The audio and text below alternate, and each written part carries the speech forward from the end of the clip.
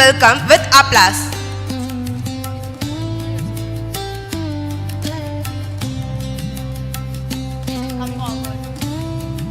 I request all the HODs to come forward.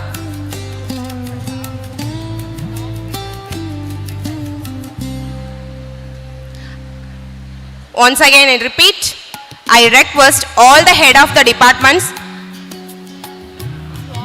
to occupy the front row.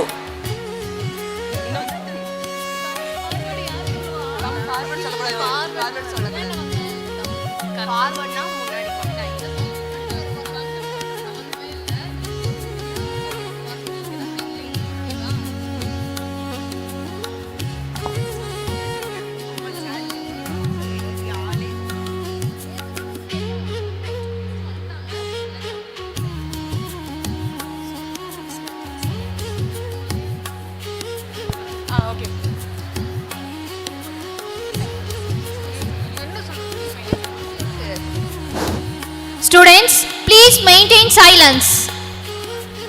दयवाई शांतनमाय इरुकुग. कृपया बारे पूरे रहें.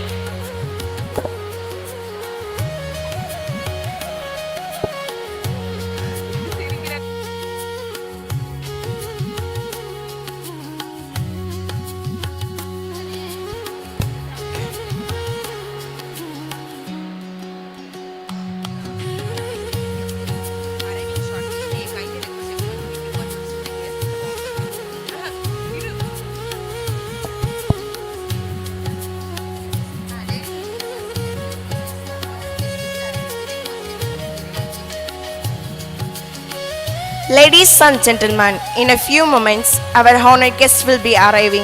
We request everyone to be ready to.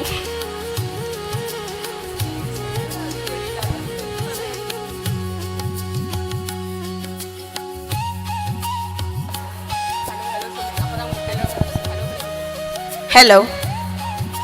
Ladies and gentlemen, in a few moments, our honored guest will be arriving. We request everyone to be ready to extend a respectful welcome with applause. Please maintain silence.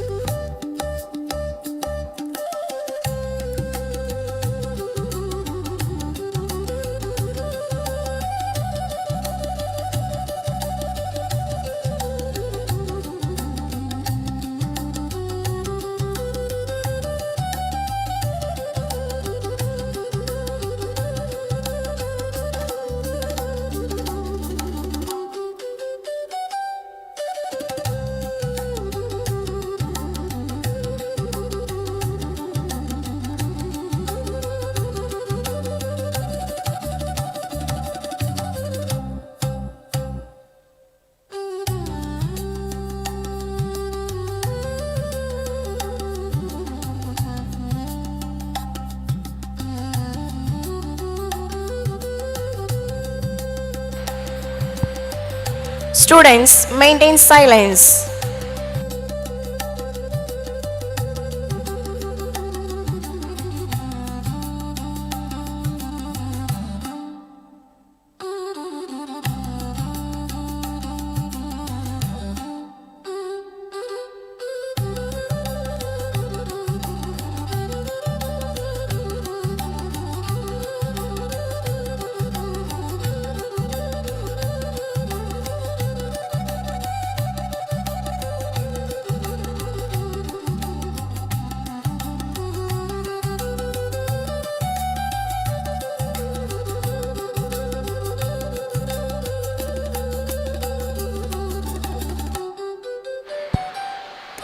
Students, please maintain silence.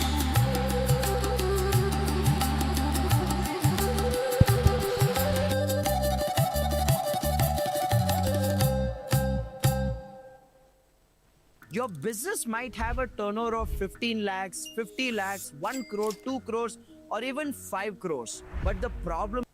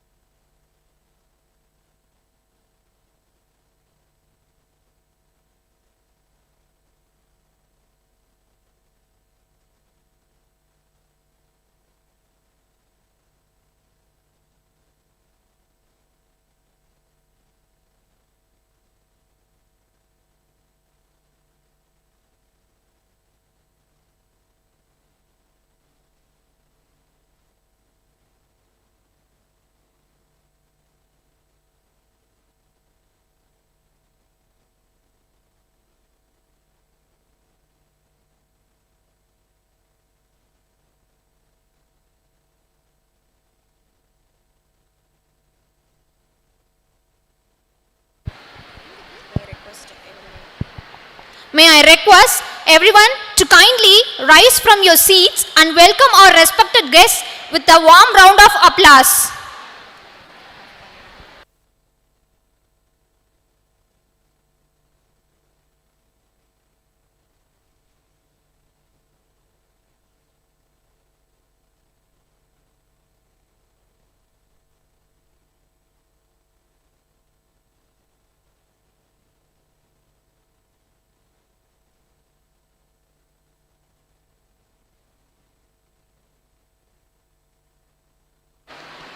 Please maintain silence.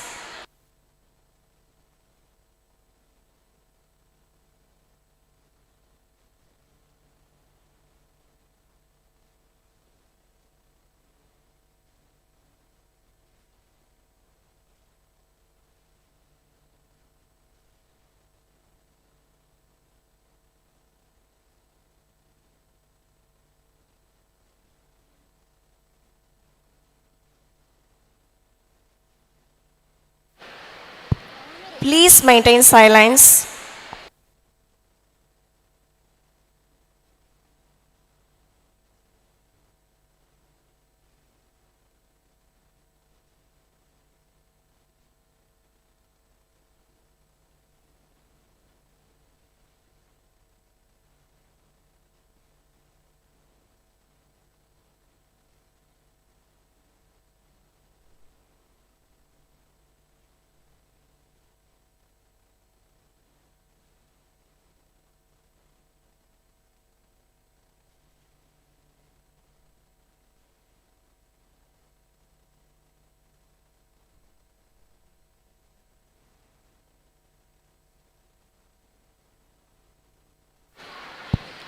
Please be quiet.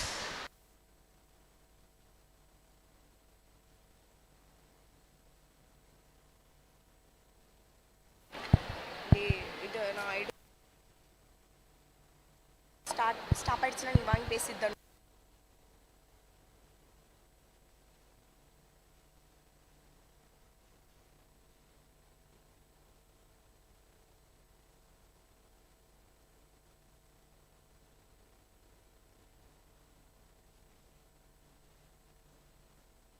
Students, please maintain silence.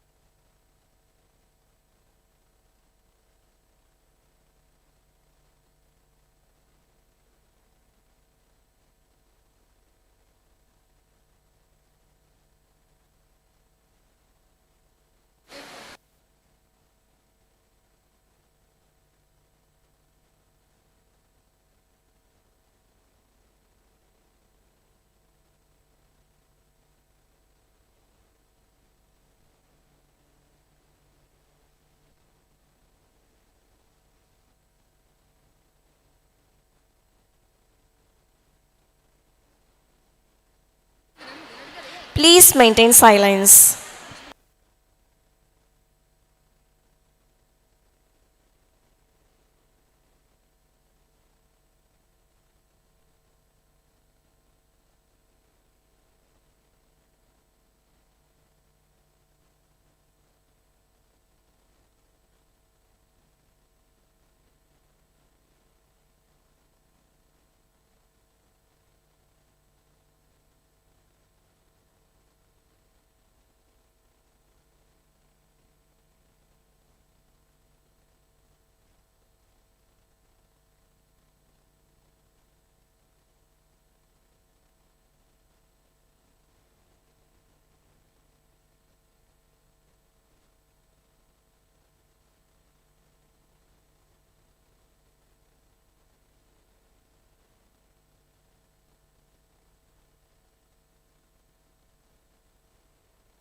Students, please maintain silence.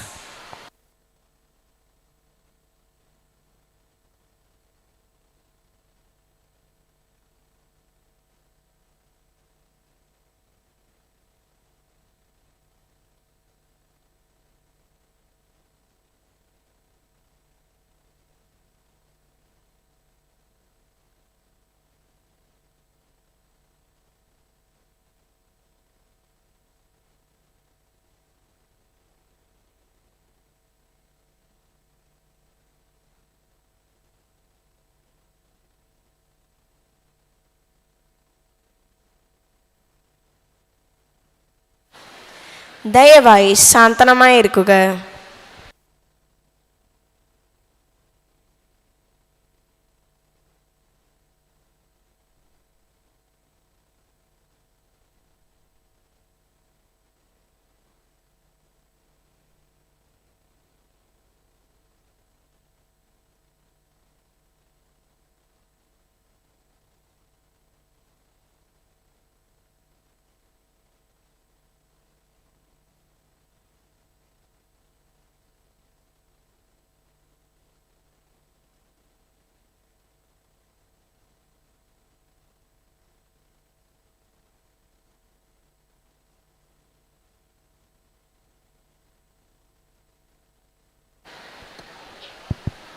Students, please maintain silence.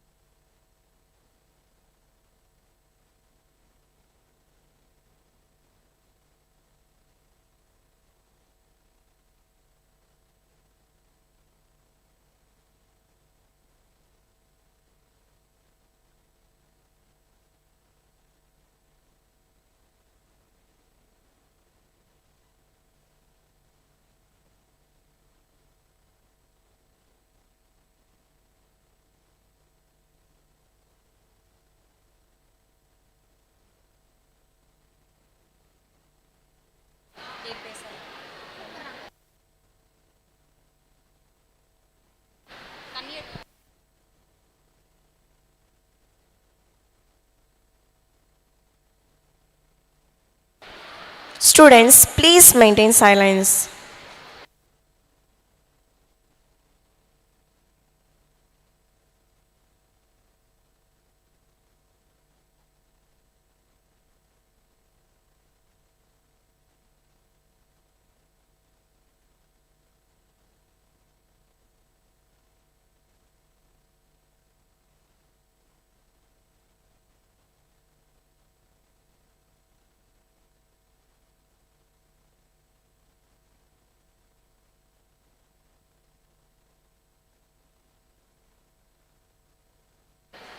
Students, please maintain silence.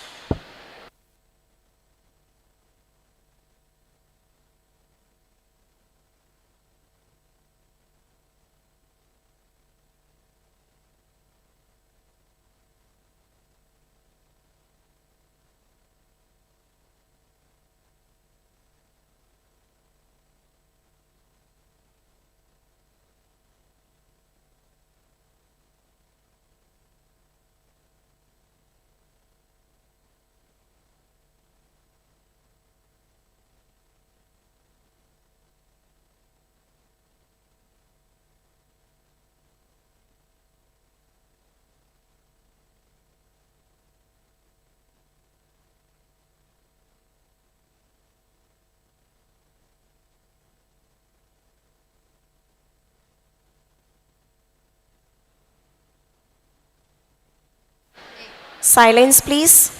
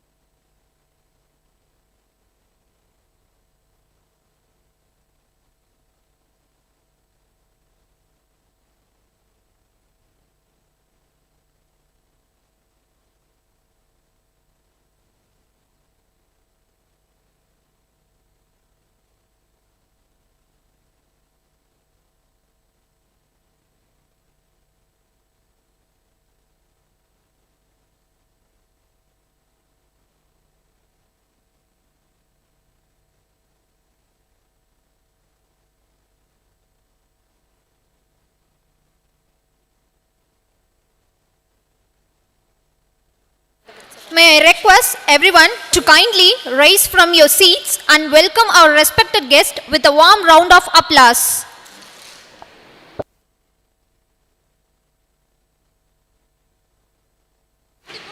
Good morning, everyone present here. It's my pleasure to invite everyone to this magnificent venue today. On behalf of Vivekanandha Educational Institutions, I feel privileged to open this event and stand here. It is indeed a moment of immense pride and great honor to welcome this distinguished and august gathering. On behalf of the organizing committee, we extend a grand and heartfelt welcome to all the dignitaries and chief guests and honorable speakers. And also, I warmly welcome our esteemed chairman, Professor Dr. M. Karunanidhi Sir, B.Pharm, MS, PhD, D. Literature, Chairman and Secretary of Vivekanandha Educational Institution and Hospital, Tiruchengodu and Sankagiri. At the outset, we extend our heartfelt welcome to Mr. Kuppuswamy Sir, Executive Director, a visionary leader whose guidance and administrative excellence continue to strengthen the foundation of our institution. Sir, We are truly honored by our gracious presence.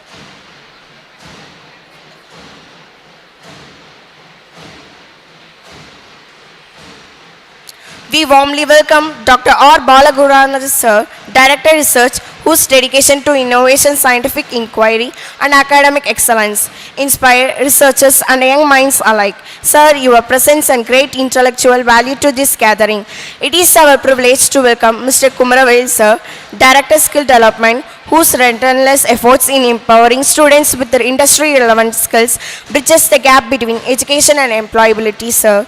We are delighted to have you with us today. With great respect, we welcome Mr. Chokkalingam sir. Your presence truly motivates us. We also extend a warm welcome to Mr. Varadaraju sir, Administration Director, whose commitment and dedication play a vital role in shaping the future of countless students. Sir, we are honored to have you, sir. A special welcome to our beloved Principal, Dr. V. Batmanabhan Sir, Principal of Vivekanandha Arts and Science College for Women, Sankagiri, and respected Director IQAC, Dr. B.T. Suresh Kumar Sir, Head of the Departments, esteemed faculty members, research scholars, and dear participants, and our lovable students to this prestigious national conference. Your gracious presence today adds immense value, dignity, and gratitude to this academic congregation. We are truly delighted to have each one of you with us, and we hope this conference serves as a meaningful platform for knowledge sharing, scholarly interaction, and intellectual enrichment. A very, very happy morning to one and all present here.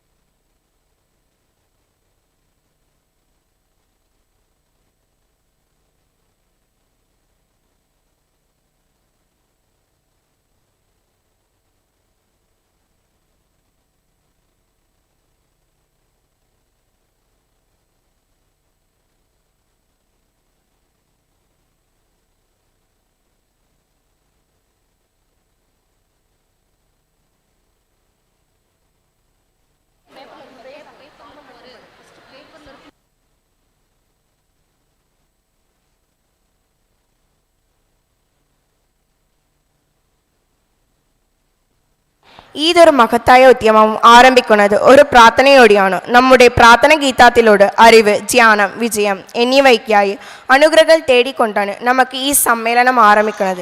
ഇനി പ്രാർത്ഥന ഗീതം ആലപിക്കാൻ നമ്മുടെ വിദ്യാർത്ഥിയെ ക്ഷണിക്കുന്നു.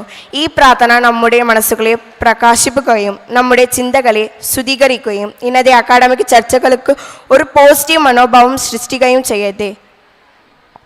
Let us all stand for the prayer song.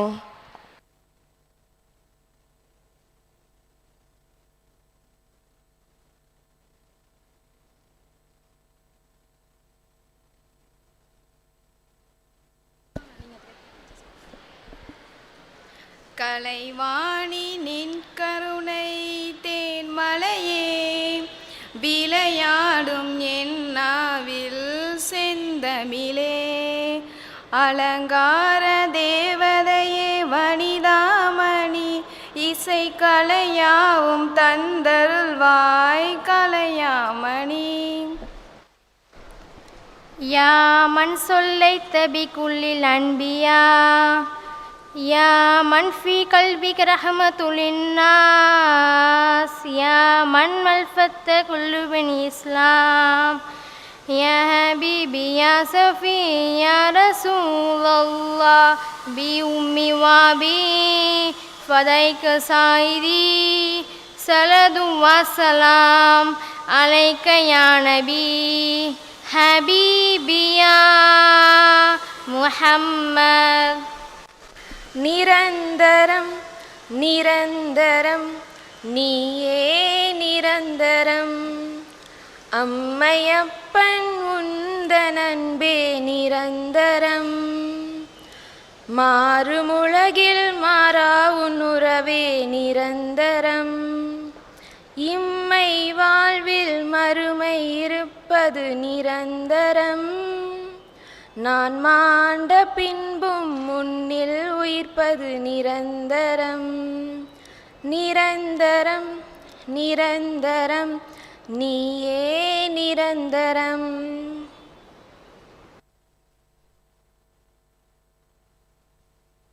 Please take your seats. ദയവായി നിങ്ങളുടെ ഇരിപ്പിടങ്ങൾ എടുക്കുക. धन्यवाद. अपनी सीट ले लो.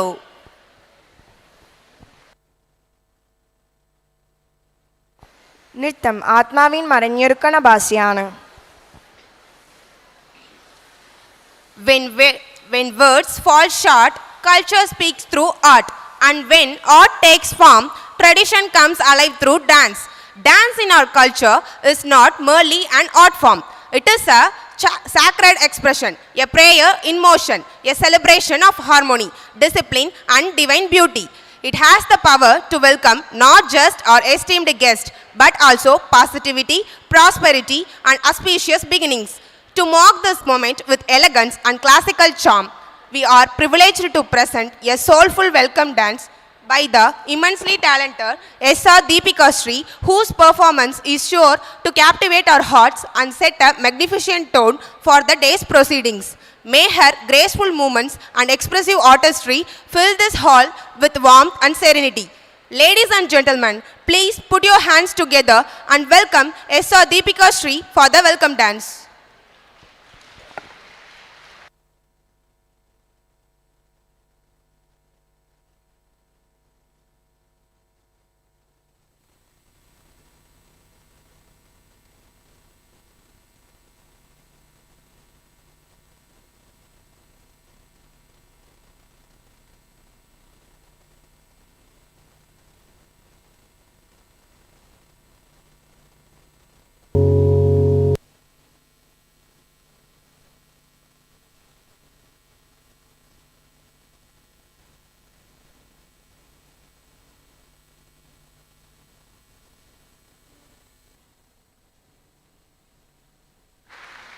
നന്ദി ദീപിക ശ്രീ, നിങ്ങളുടെ അത്ഭുതകരമായ ഭരതം പ്രാകടനത്തിന് ഇത് കാണാൻ ഒരു സന്തോഷമായിരുന്നു. കൂടാതെ നിങ്ങളുടെ സമ്മേളനം മനോഹരമായി ഉദ്ഘാടനം ചെയ്തു.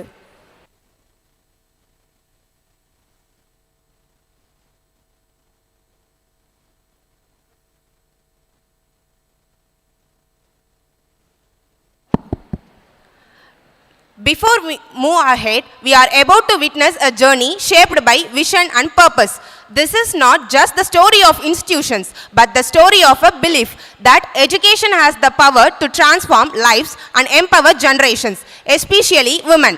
What began as a single dream has today grown into a strong educational ecosystem where young minds are nurtured, values are upheld, and futures are shaped with confidence. This vision did not focus on success alone, but on service, not on numbers, but on meaningful impact.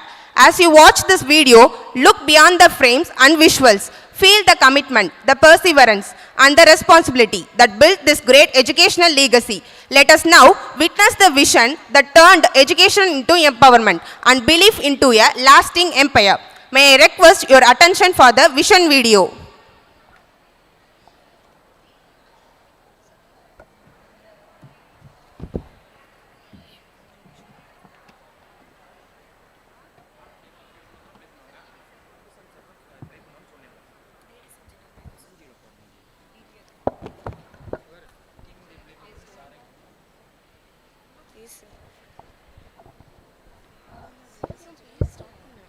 Ladies and gentlemen, to mark this special moment, we now invite Mr. Kuppusamy sir, Executive Director, and Dr. R. Balagurunathan sir, Director Research, to graciously release the Chairman sir's video.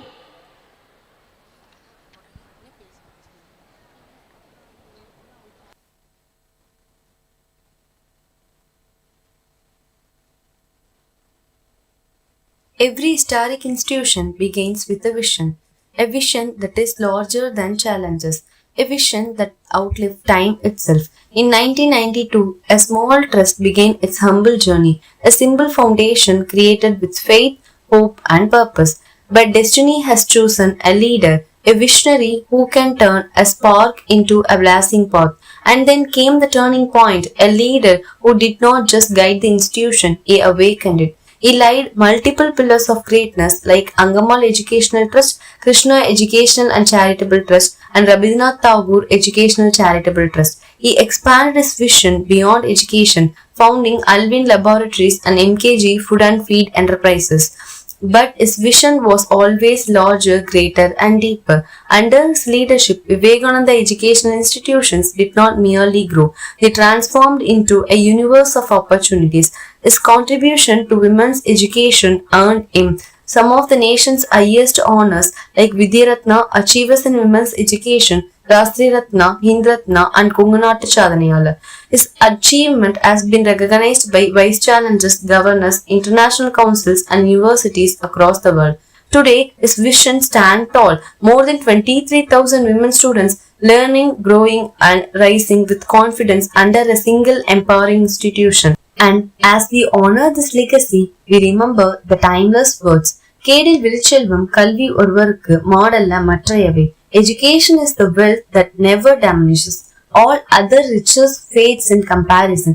And today, this vast empire stands as the embodiment of that immortal Guru. This legacy, this vision, this transformation belongs to one extraordinary leader, a visionary, a nation builder, a champion of women empowerment. Ladies and gentlemen, it's our greatest honor to introduce the visionary behind this empire of education, the chairman of Vivekananda Educational Institutions, Professor Dr. M. Karunanidhi sir, the guardian of women's education, the force behind Asia's largest women institution. Under his visionary leadership, the Department of Microbiology has flourished into a true center of excellence with high-class infrastructure, advanced laboratories, and an environment that inspires innovation. Today, every achievement of our department stands as a reflection of unwavering support and encouragement.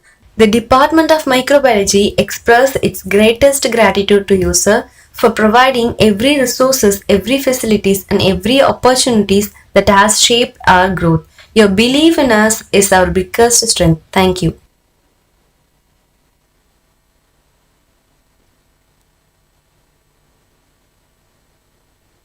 Our oceans are suffering in silence, carrying the weight of human actions they never created. Every piece of plastic, every polluted wave tell a story of loss, pain, and neglect. Yet within this crisis lies a responsibility and a hope placed in our hands today. This conference stands as a promise to protect what still breathes beneath the blue.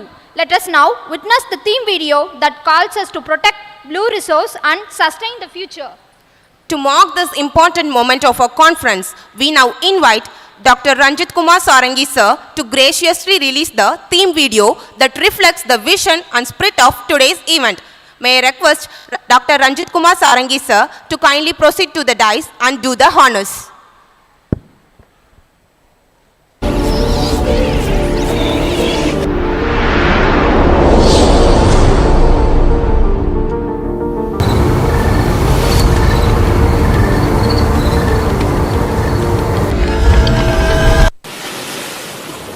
As the global population continues to grow, pollution rises at an alarming rate.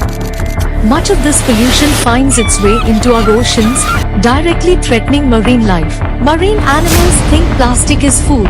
They eat it and get badly hurt or die. All spills caused by sea transport release toxic chemicals that spread across ocean waters, contaminating ecosystems and threatening marine life. Industrial chemical discharges further poison the seas. These human activities not only destroy marine ecosystems, but also accelerate climate change. Natural events such as underwater volcanic eruptions combined with human-induced stress create extreme conditions where marine species can no longer adapt or survive. The result is devastating. Mass fish deaths, coral bleaching, and the collapse of vital marine habitats. Yet, even as this destruction continues, we still seek seafood without caring for the sea. If we do not begin protecting our oceans today, we may slowly lose marine life and, in the end, risk our own future. Who will answer for their silent cries?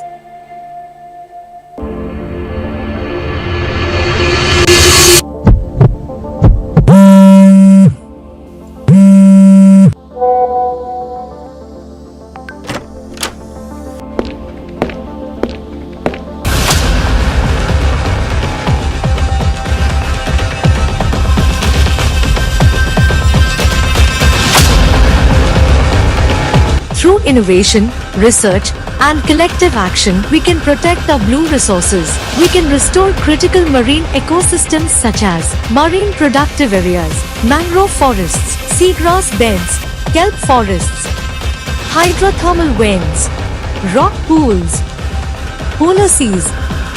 When these ecosystems are conserved responsibly, we can sustainably harvest essential resources. Corals are touched only in the smallest amounts as they grow slowly and lovingly protect marine life. Seagrass is handled with tenderness because it shelters fish and quietly holds carbon within it. Seaweed is harvested softly and at the right time since it grows quickly and supports food and livelihoods. Algae are gathered with care and control, offering clean energy and useful byproducts, all while keeping the ocean peaceful and undisturbed. Conservation alone is not the final goal. True sustainability is achieved when conservation is combined with responsible utilization. Once collected, marine resources undergo careful cleaning and primary processing, followed by controlled drying. These processed materials then enter industrial production line. Seaweed and algae extracts are used in. They are used in food and animal feed for nutrition. In medicine, they help in making drugs and health supplements. They are added to cosmetics for skin and hair care. In farming, they act as natural fertilizers for plant growth. They are also used in biofuels to produce clean, renewable energy. When we conserve marine ecosystems, fish grow abundantly through natural breeding and sustainable aquaculture. They are responsibly harvested, safely processed, and supplied to markets. This responsible use of marine resources strengthens the blue bioeconomy, supporting livelihoods while protecting and preserving the sea. Conservation today ensures sustainable resources and a healthier tomorrow.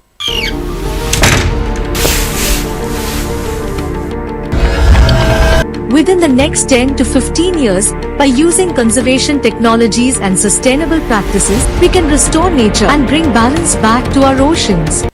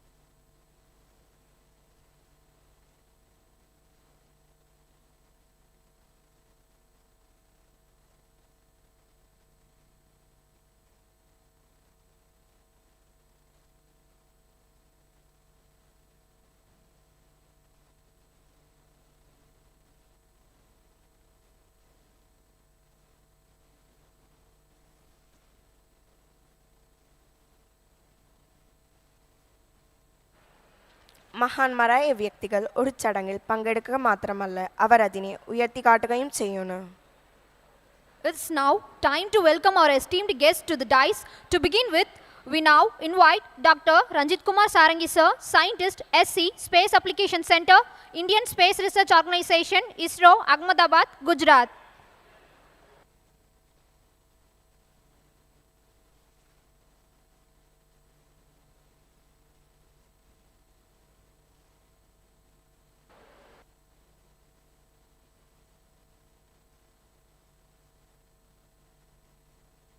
We are deeply honored to welcome Dr. Ranjit Kumar Sarangi sir, Scientist, Space Application Center, ISRO, Ahmedabad. Dr. Ranjit Kumar Sarangi sir joined ISRO Space Application Center, Scientist SC in 1998. He completed his master's degree in Marine Biology and Oceanography from Center of Advanced Study in Marine Biology, Annamalai University, Tamil Nadu, and earned his doctoral degree in Marine Science, Remote Sensing from Berhampur University, Odisha.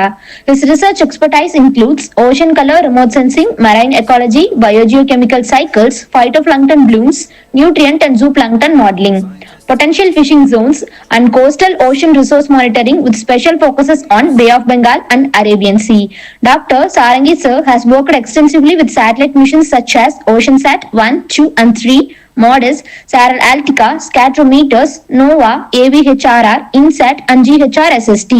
He has also participated in more than 10 oceanographic ship cruises for sea truth data collection and satellite data validation. He is a recipient of Best Paper Award for Indian Society of Remote Sensing 2002, IEA STA, Indian Aerosol Society Presentation Award 2010, with over 90 research publications, reviewer for over 40 international journals, mentor to over 50 student projects and 6 PhD scholars.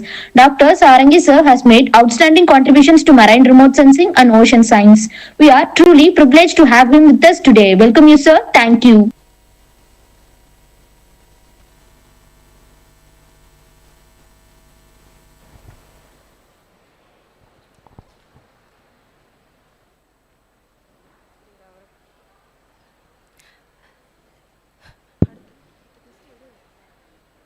Secondly, we now invite Dr. Balakumaran sir, Senior Scientist, CSIR, National Institute for Interdisciplinary Science and Technology, Ministry of Science and Technology, Government of India, Trivandrum, to come forward and grace the dais. We are truly honored and delighted to welcome Dr. P.A. Balakumaran sir, Senior Scientist and Assistant Professor, ACSIR, CSIR, National Institute for Interdisciplinary Science and Technology, NIIST, Thiruvananthapuram. Dr. Balakumaran sir completed his PhD in Biotechnology from Center for Biotechnology, Anna University, Chennai in 2017 and has extensive experience in bioprocess engineering, metabolic engineering and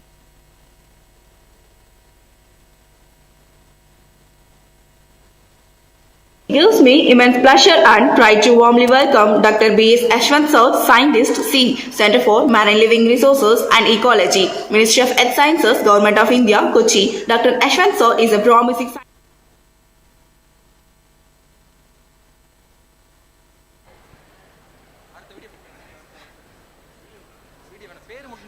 Next, we invite Dr. G. Kandarajan sir, Scientist, Center for Peninsular Aquatic Genetic Resources, ICAR, National Bureau of Fish Genetic Resources, Kochi.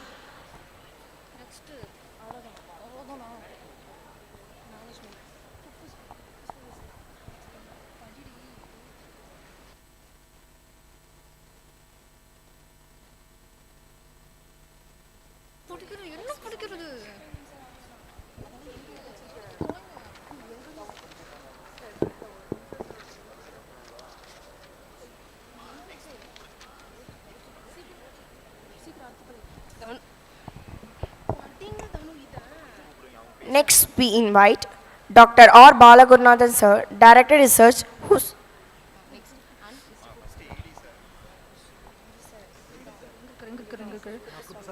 At the outmost, we extend our heartfelt welcome to Mr. Kuppusamy sir, Executive Director, a visionary leader whose guidance and administrative excellence continue to strengthen the foundation of our institution. Sir, we are truly honored by your gracious presence. We warmly welcome Dr. R. Balagurunathan sir, Director Research, whose dedication to innovation, scientific inquiry and academic excellence. It's our privilege to welcome Mr. Kumaravel sir, Director, Skill Development, whose relentless effort is empowering students with industry relevant skills, bridge the gap between education and employability. Sir, we are delighted to have you with us today. With great respect, we welcome Mr. Chokkalingam sir in his absentia.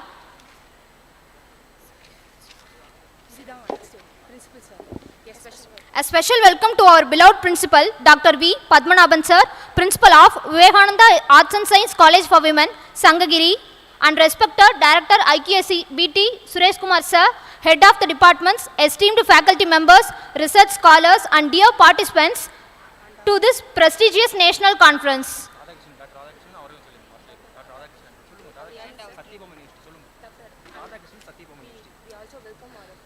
We welcome Dr. Radhakrishnan sir, Satyabama University.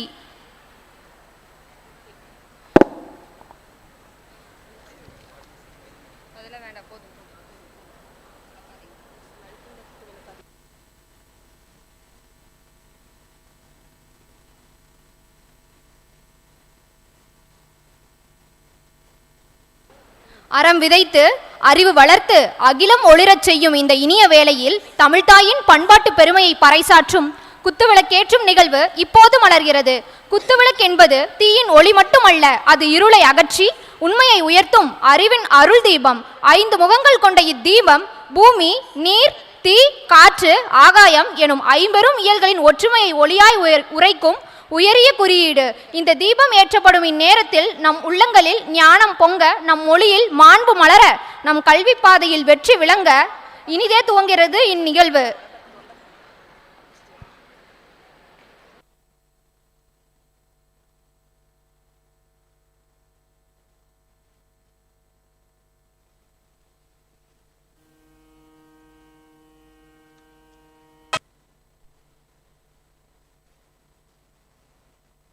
குத்துவிளக்கேற்றி நிகழ்ச்சியை சிறப்பித்த மதிப்பிற்குரிய சான்றோர் பெருமக்களுக்கு எங்களது மனமார்ந்த நன்றிகள்.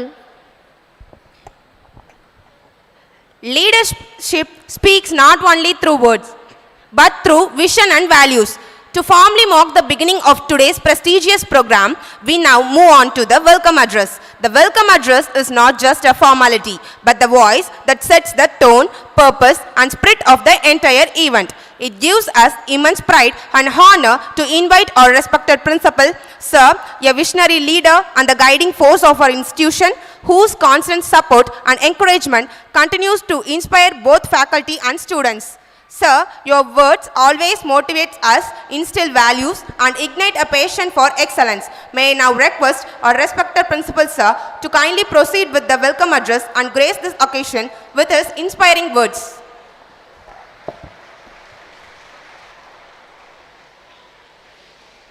Good morning, all of you. Good morning. With the blessings of Almighty and with the blessings and wishes of our beloved Chairman and Secretary, Sir, Dr. M. Karunanidhi, he conveyed his blessings and wishes to all of us on this auspicious occasion. And all the management members, Madam Chairman, Vice Chairman, Sir, Joint Managing Director, Sir, Director, and Joint Secretary, they all have conveyed their wishes for the success of this 2 days conference organized by the Department of Microbiology, Vivekanandha Arts and Science College for Women, Sankagiri. On this auspicious occasion, I am here to welcome the August gathering. I feel really great pleasure and pride to stand before you to deliver the welcome address. Let us all express our sincere thanks to our management for providing necessary facilities and permitting us to conduct this 2 days conference with the support of our sponsoring agencies.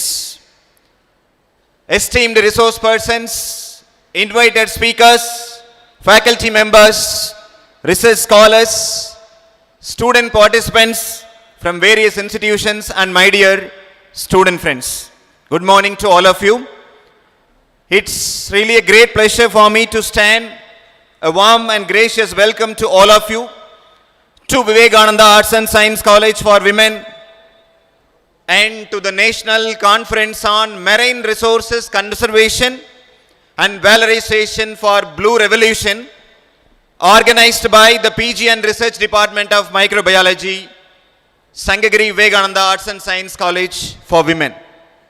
At the outset, I express my heartfelt gratitude to our management once again for permitting us. With the note, I extend our warmest welcome to Professor Dr. Ranjit Kumar Sarangi, Scientist SG, ISRO, as our inaugural speaker. Sir, your presence adds immense value to us. Your expertise in space application and remote sensing will greatly enrich our understanding of marine ecological monitoring and conservation. On behalf of Vivekananda Educational Institutions, I welcome you, sir. Thank you for accepting our invitation. Welcome you, sir.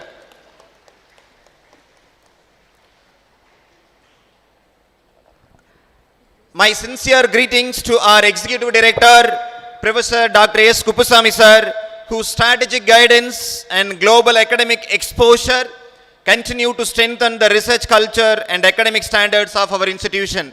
On behalf of Vivekananda Arts and Science College for Women Sankagiri, on behalf of faculty, students and all the institutions of Sankagiri Vivekananda Education Institutions, as a principal of this institution, I welcome you, sir. Thank you for accepting your invitation. I warmly welcome our Director Research, Professor Dr. R. Balagurunathan, sir, whose scholarly contributions and mentorship play a pivotal role in fostering interdisciplinary research and innovation among the faculty and students. On behalf of everyone, I extend a warm welcome to you, sir. I extend a special welcome to our keynote speaker, Dr. T.T. Ajit Kumar, sir, in his absentia. I also take this opportunity to welcome our respectful administrators, Mr. M. Chokkalingam, Mr. S. Varadaraju, sir, and our Director Skill Development, Dr. Kumarabel, sir. Thank you for accepting your invitation. We welcome you, sir. And Director IQAC, Dr. B.T. Suresh Kumar, sir. Welcome you, sir. I extend a warm welcome to all the head of the departments of Vivekananda Arts and Science College for Women, faculty friends, faculties from other institutions, scholars from other institutions, participants across this India, and all the student members for this auspicious occasion. This conference aims to create a vibrant platform for knowledge exchange on marine resource conservation, sustainable utilization, and Blue Revolution initiatives. Scholars from Kalinga University, ICAR, Central Institute of Fisheries and Education, Mumbai, Kerala University, Satyabama University, Karunya University, Savita Institution, Gandhigram Rural University, Annamalai University, NIT, National Institute of Ocean Technology, Amit University, Bharatiyar University, SIMH University, MGR University, and other upcoming researchers. I welcome you all. I extend a warm welcome to all the dignitaries on and off the dais once again. And my special welcome to the head of the department, Dr. Maithili and Professor Dinesh, for their continuous effort for making this day a meaningful one. Once again, I welcome you all. Thank you for the opportunity. True leadership leaves a lasting impression. We sincerely thank our respected Principal Sir for the gracious welcome address and inspiring words. Honor is not in the act, but in the greatness we celebrate. Honor is a way of expressing our gratitude, respect, and deep appreciation for those who inspire us through their presence and contributions. This moment is indeed a proud and memorable one as we take the privilege of honoring our esteemed guest whose association has added great value and dignity to this prestigious occasion. Your inspiring journey, valuable insights and willingness to share your time and knowledge with us have truly enriched this gathering. As a token of our respect and heartfelt gratitude, we would like to honor you for your remarkable contribution and gracious presence. May I now invite Mr. Kuppusamy Sir, Chief Executive, to kindly honor Dr. Ranjit Kumar Sarangi Sir.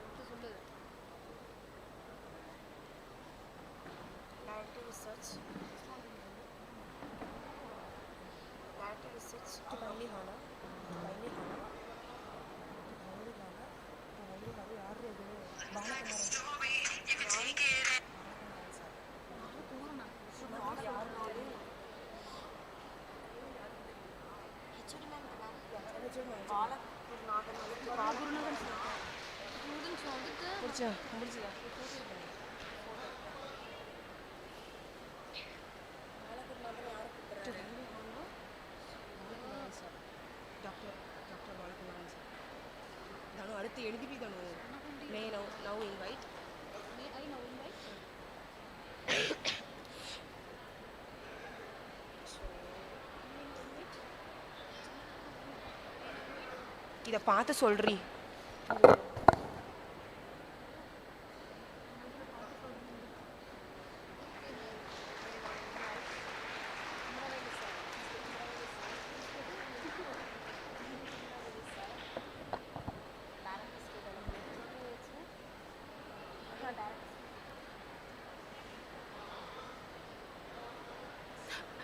May I now invite Dr. R. Balagurunathan Sir, Director Research, to kindly honor Balakumaran Sir.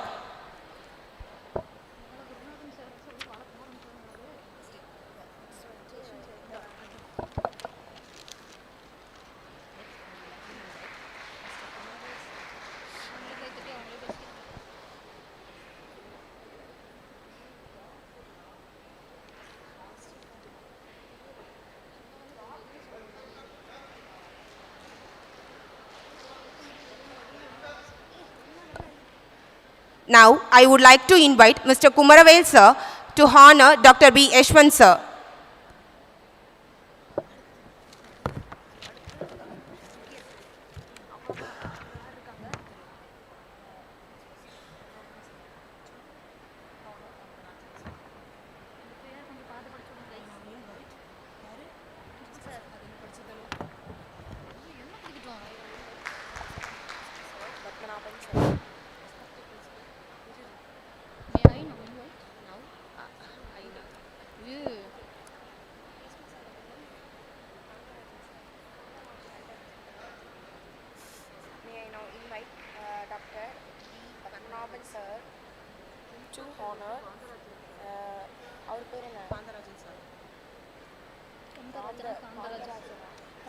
May I now invite Principal Sir to honor Kandarajan Sir.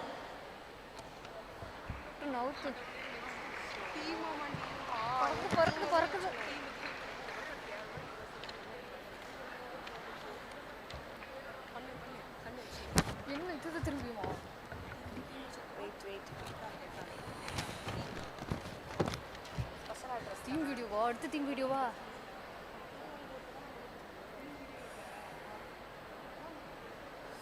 Conference theme போல போறீங்க ma'am special Yaounde இப்படி கொல்றீங்க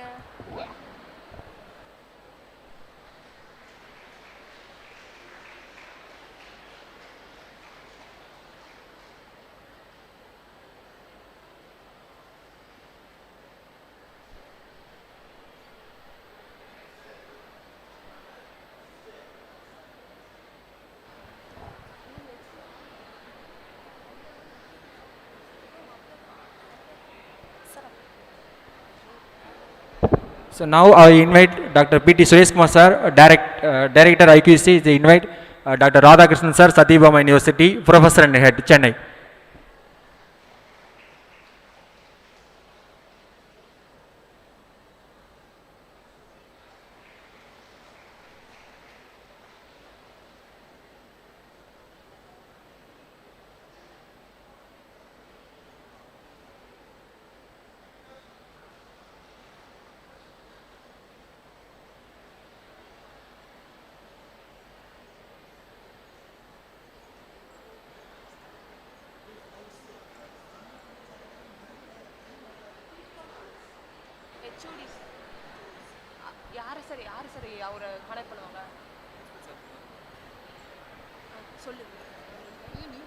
In principle, sir.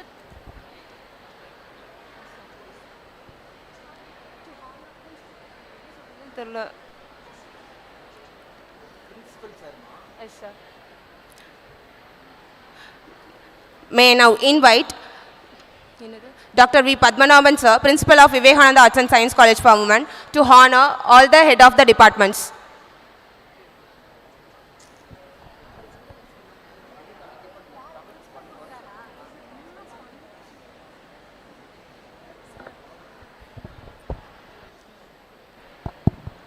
We request our principal to honor our HODs. HODs, Mayvale sir, Head Department of Tamil.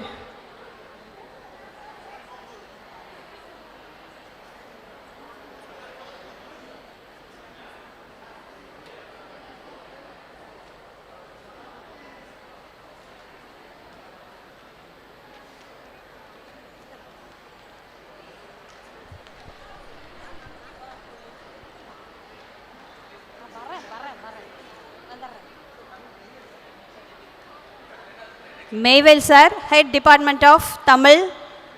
S.G. Prabhakaran, Head Department of Biochemistry.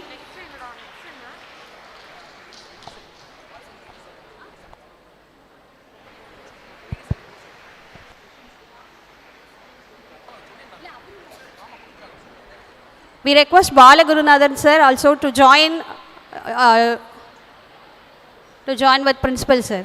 Sir, please. So please come forward to honor our HODs. Dr. Kalaivani ma'am, Head Department of Commerce. Suguna ma'am, Head Department of Biochemistry. Sir Kuppasamy sir, you also join to honor our HODs. Dr. Loganayagi ma'am, Head Department of Mathematics. Dhanushya ma'am, Head Department of NND. Visalakshmi ma'am, Head Department of AIDS. Mr. Dr. Saktivel sir, CDF Department. Dr. Nandakumar sir, CS Department. Dr. Gunasingh sir, Library, Department of Library. Sanmugapriya ma'am, Department of English. Thank you sir. Thank you ma'am. Special address sonanga ipo adu vena sir, theme of the conference.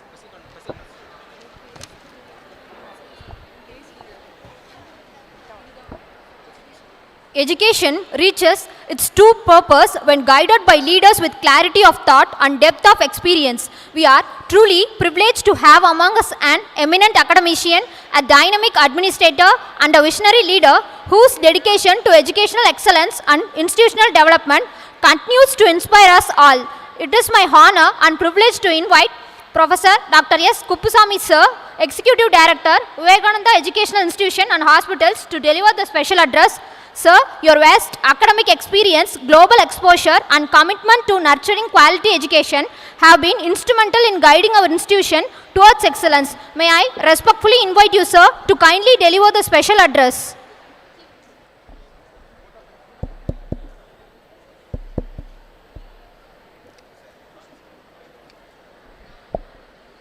Good morning.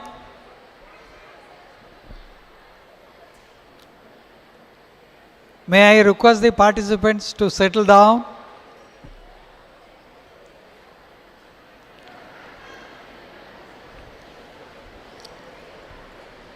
Distinguished chief guest of the day, Dr. Ranjit Kumar Sarangi, scientist from Space Application Center, Ahmedabad. The other guests of the day, Dr. Balakumaran, senior scientist from CSIR, Dr. Radhakrishnan from Satyabama University, Dr. Yashwant from Center for Marine Living Resources and Ecology of Ministry of Earth Sciences, Dr. Kantarajan, Center for Peninsular Aquatic Genetic Resources, Cochin, Dr. Balagurunathan, Director Research of Vivekananda Educational Institutions, Dr. Padmanabhan, the Principal of the Vivekananda Arts and Science College, Dr. Kumaravel, the Director of Skill Development and Industrial Relations, Dr. Suresh Kumar, IQAC Director of the Vivekananda Arts and Science College, heads of departments, the participants who have come from various other colleges, and students of the Vivekananda Arts and Science College. Let me again say good morning to every one of you. I request every one of you to keep silence because we hear a lot of noise from your side.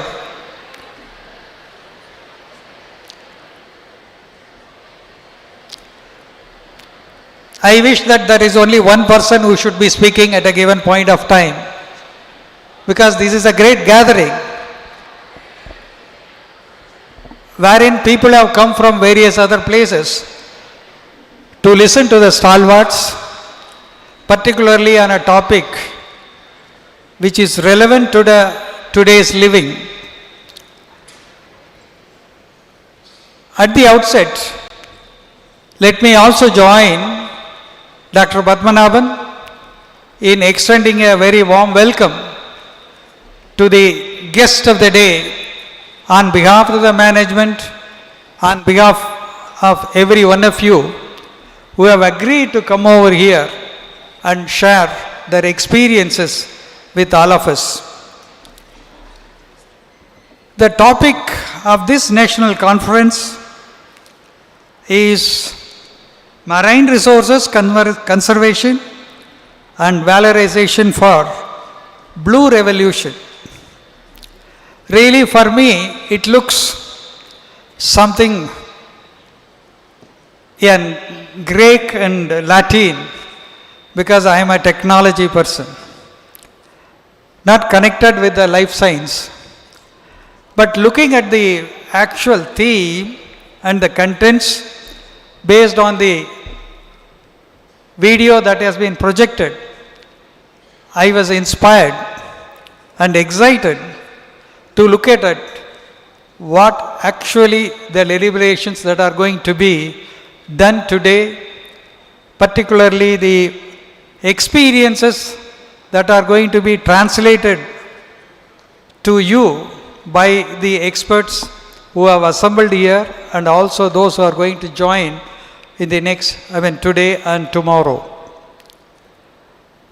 Marine, we always think it's a sea where we go and enjoy if we are traveling in a ship, or maybe when we eat a fish, good kind of a fish, we appreciate the fishermen and so on. What else? We all know that in the entire landscape of our earth, nearly 70 to 75% of the earth is occupied with water.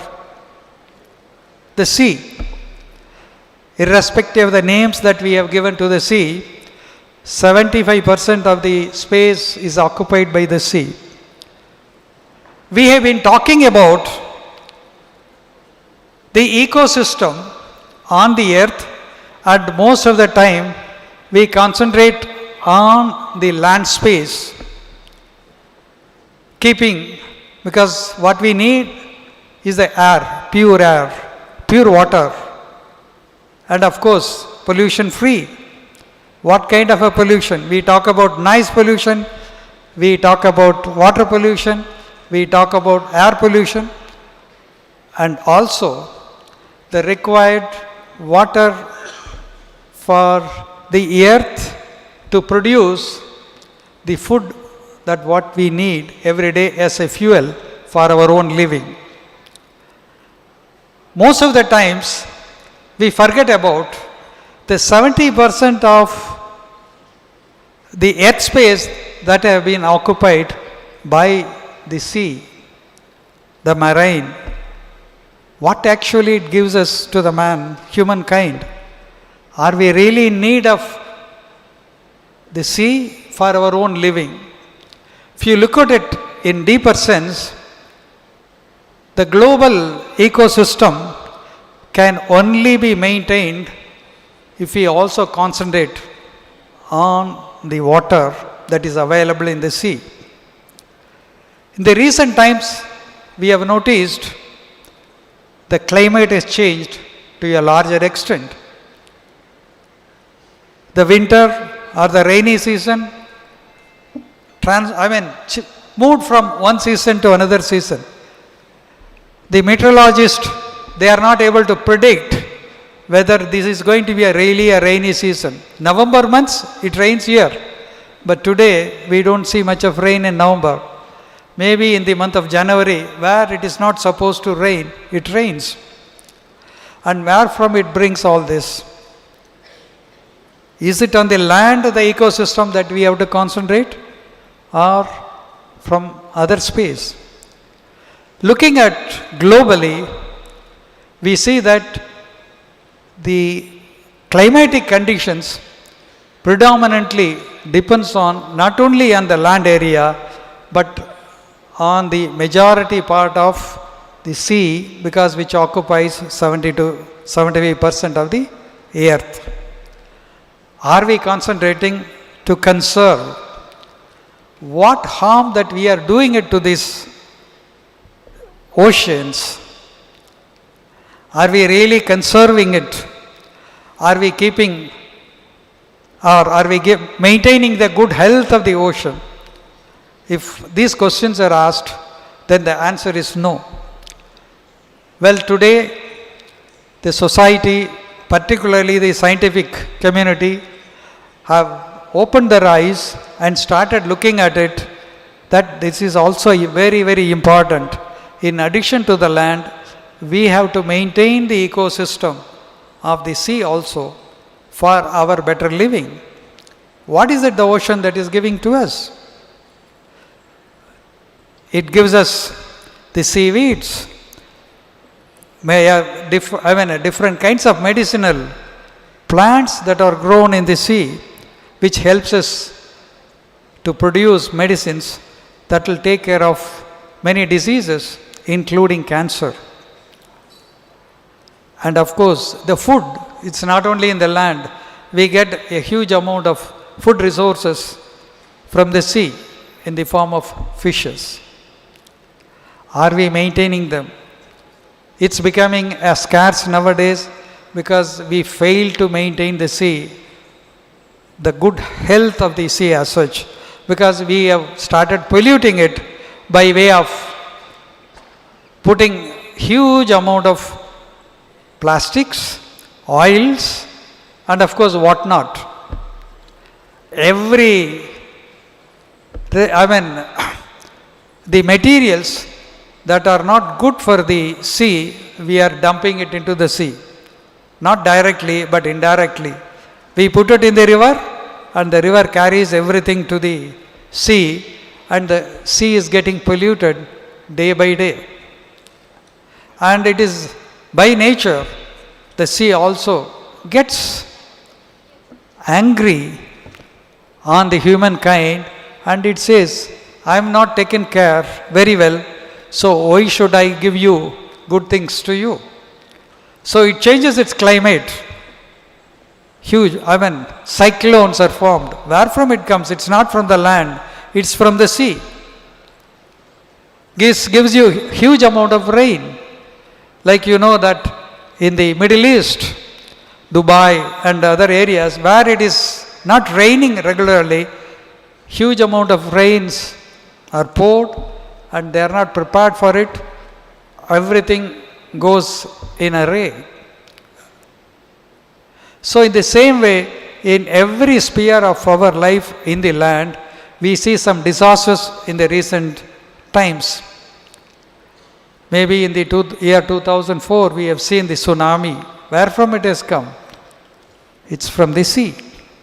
So the conservation and maintaining an ecosystem of the marine is very, very important. The realization has come to the minds of the scientists and also minds of the people.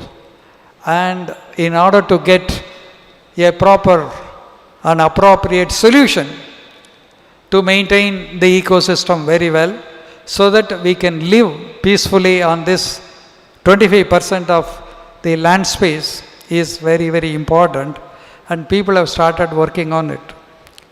What are all the ways by which we do? One thing is not polluting it by ourselves, not putting the waste, plastic waste and other waste, oil waste and so on into the sea.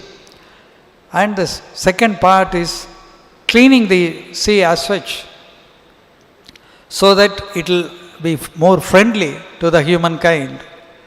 What kind of a methodology that we should adopt is the theme of the 2 days conference over here, which has been sponsored by the various agencies which are interested in the marine conservation. And I am really happy to note that the Vivekanandha Arts and Science College of our institution, the microbiology department, has taken note of this serious issue and organized a 2-day conference by inviting the experts or the stalwarts who are working in this area to come over here and deliver keynote address, and also requesting the younger generation,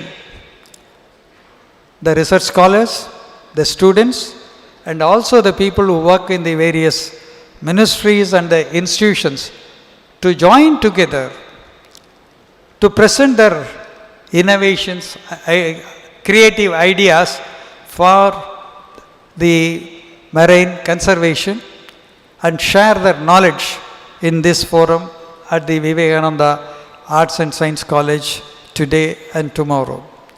It gives me immense pleasure to be associated with this inaugural function and deliver the presidential address. Looking at the various arrangements that have been done, I feel immensely pleased to congratulate the principal, the head of the department of microbiology, and her team, the faculty and the students who have made these elaborative arrangements and organized this national conference in one of the professional way. So I really congratulate them. Please give them a big hand to all those who are concerned. Let me also congratulate the entire team of the Vivekananda Arts and Science College, who have also given a supporting hand to this department to organize the 2-day national conference. I am confident and sure the deliberations and also the lectures will be a food for thought for every one of us who have assembled over here to seriously look into the hazards or the dangers that we are facing in terms of the ocean health and what we are expected to do as a research and contribution to maintain the 70 to 75% of our earth resources. I'm sure the end of this conference, maybe I also appeal to the conference organizers to make a observation or probably to note down whatever the outcomes of this conference that can be made as a document and sent to the various ministries of the Government of India for considering it in the future course in their policies, so that the issues can be addressed not just by individually, by the government itself. So let me wish you all the best. I'm sure you will enjoy your stay over here, and thank you for the patient hearing and also for the opportunity. Thank you so much. Thank you very much, sir, for your insightful and motivating special address. Your words have truly inspired us to embrace responsibility, innovation, and excellence in our academic pursuits. Institutions grow stronger when research is nurtured, and research flourishes when guided by experienced minds.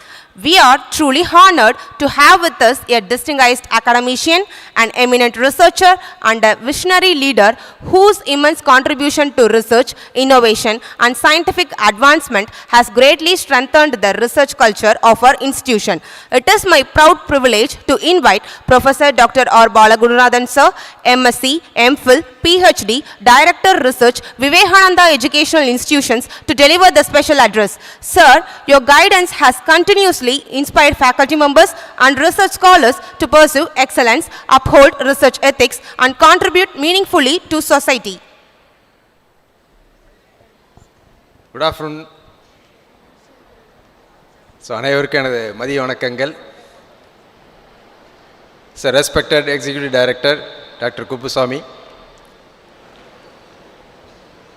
guest speakers, Dr. Sarangi, Dr. Radhakrishnan, Dr. Yashwant, Dr. Balakumar, Dr. Kandarajan, Principal Dr. Padmanabhan, IQAC Director Dr. B.T. Sureshkumar, and Skill Development Director Dr. Kumaravel, Head of the Department Dr. Maithili, Organizing Secretary Dr. Dinesh Kumar, faculty members of Microbiology and other faculties of Vivekanandha College, participants from various institutions, faculty members, my dear friend Dr. Anbalagan, Madam from Karpagam, Dr. Bharati, and all other faculty, scientists from other institutions, my dear student friends and technical team. So I am very happy to see that two of my students share the dais as a guest speakers. One is Dr. Sarangi. I have taught him microbiology in 96. After 30 years, I have seen him as a ISRO scientist. Welcome, Dr. Sarangi. And another, Dr. Radhakrishnan, my first student in Sankagiri College. He is now professor in Satyabama University. He is a guest speaker. He is also went to Antarctica and Arctic expedition for the microbial research. So really I would like to congratulate the Department of Microbiology, VIAS, for organizing this kind of workshop conference, particularly in the needy topic, conservation of marine resources and valorization for blue revolution. So why we need conservation? It's a great question mark, but our executive director has well explained as a computer scientist. He has explained why we need the conservation in a typical way. When we are having a very largest coastline, 7,517 kilometer coastline for India. In addition, we have nearly 300 kilometers of EEZ, exclusive economic zone. We have so many tons and tons of resources available with us. But how far we are take it as a grant for the positive way. For example, in 1950, we have the fish production is only 0.75 million. Now we have catching nearly 175 lakh tons of fishery resources from this coastline. But even though it is very, very less, because every year we are over exploiting nearly 35% of the resources. So if it is goes in the correct way, it may be reached 250 lakh tons every year. So that's what we need, the conservation.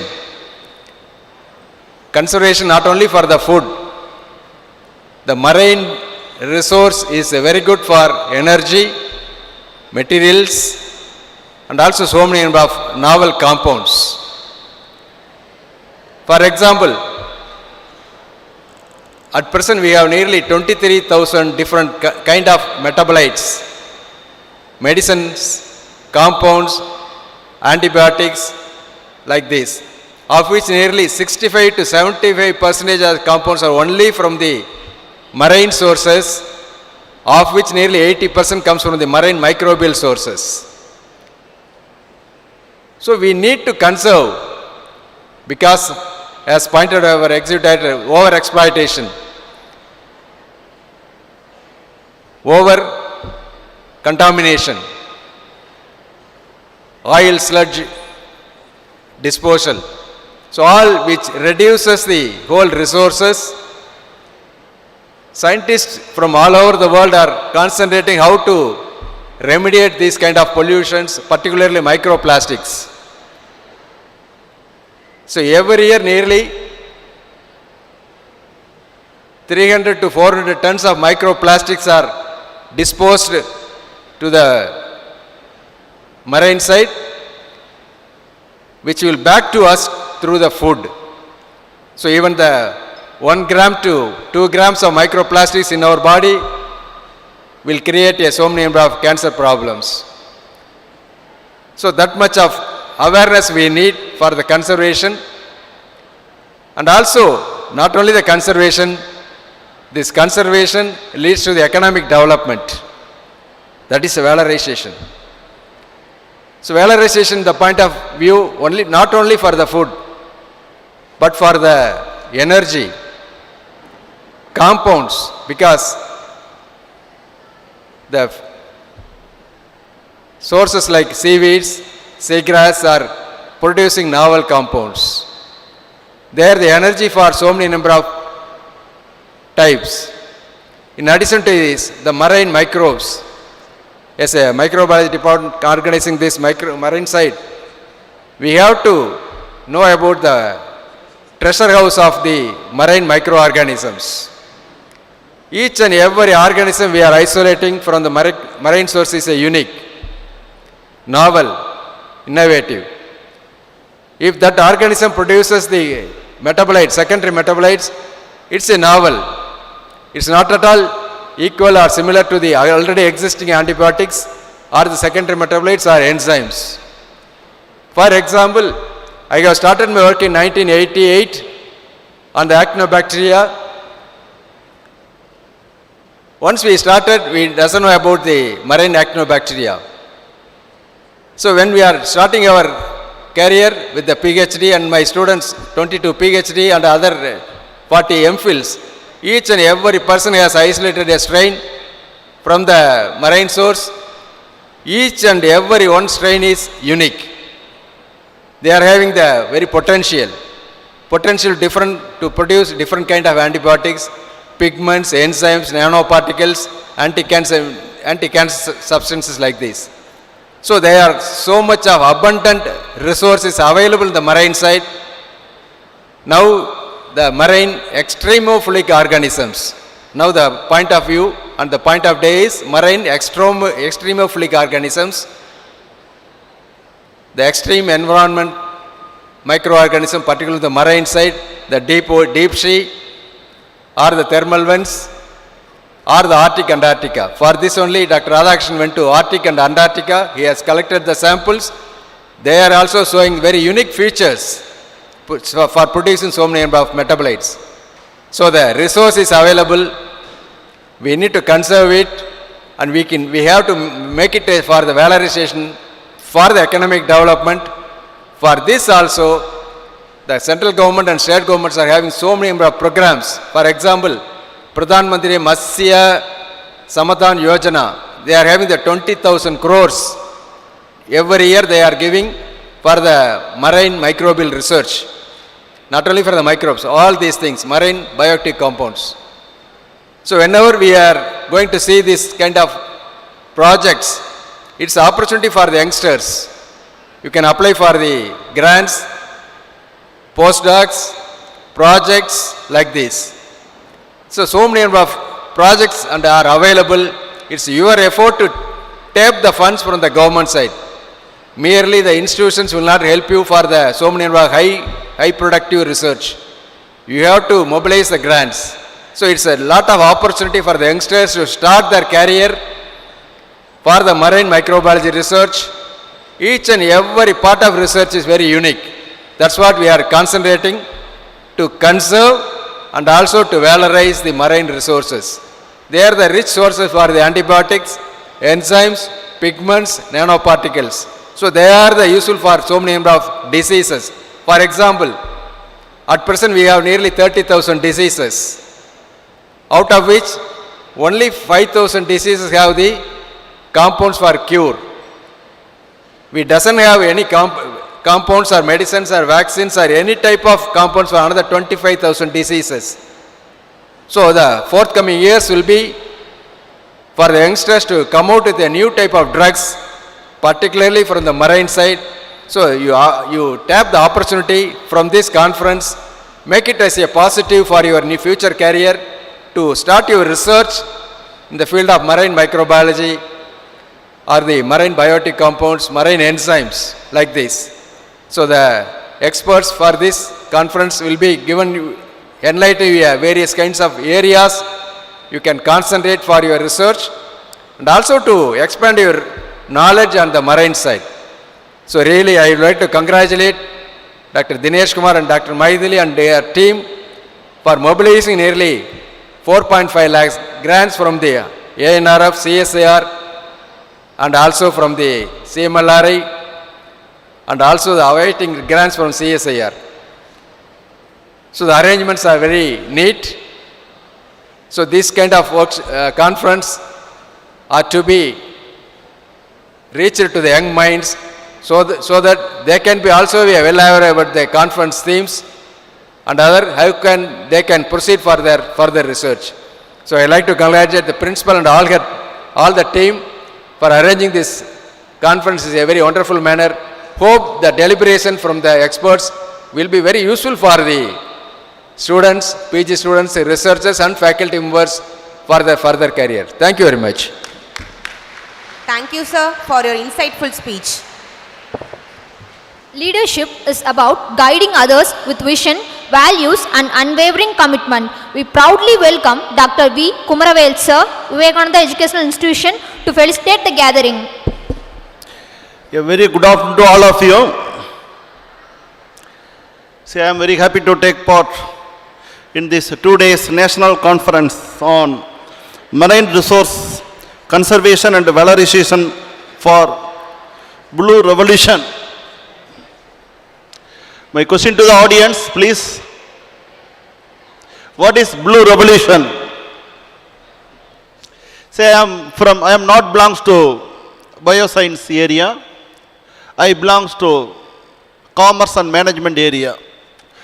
So according to me, this topic, the discussion, everything is new to me. I am not much aware about this marine resource conservation and Blue Revolution. But when we are talking about revolution in management area, we studied Industrial Revolution. I think that may be new to you. So when we are talking about Industrial Revolution, it was started in UK, then it is spread over all over the world. So whatever the new technology we are using, It is originated, it is developed through industrial revolution. So the next, in India, we have seen so many revolutions. See, in earlier 60s and 70s, we have seen white revolution. What is white revolution? That is concentrating, developing dairy products. Then we have seen green revolution. It is talking about focusing on development of agricultural product. Then we have seen yellow revolution. What is yellow revolution? It is focusing on increasing production and the usage of oil seeds. That is called yellow revolution.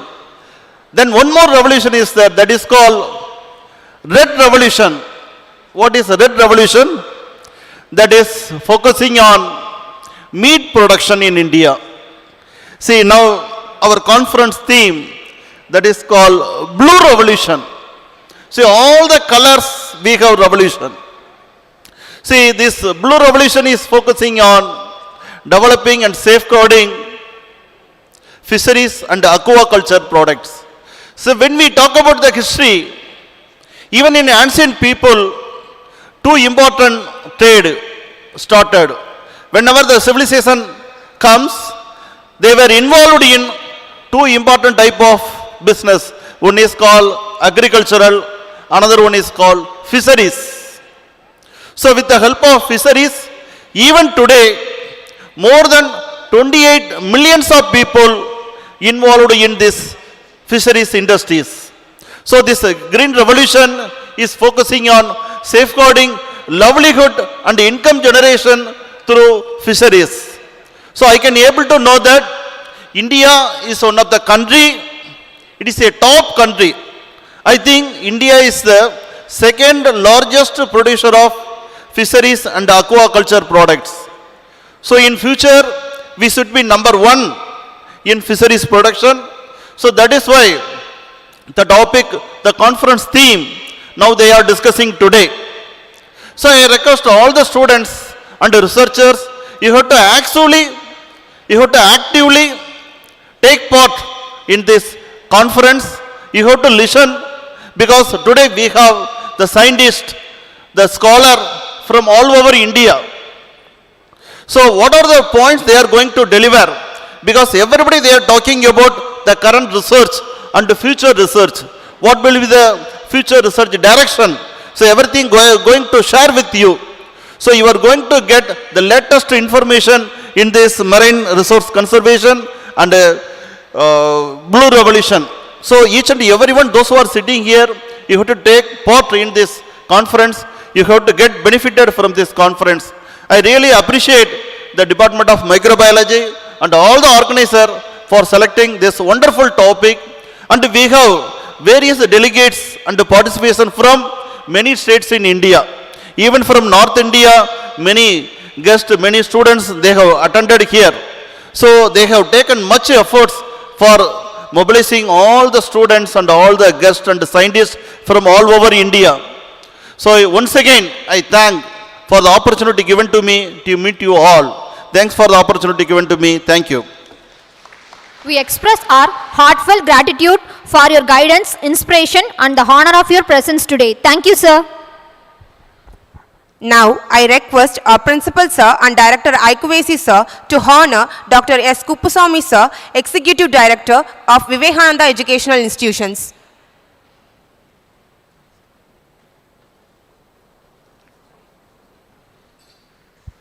Next, I request them to honor Dr. Balagurunathan Sir, Director Research of Vivekanandha Educational Institutions.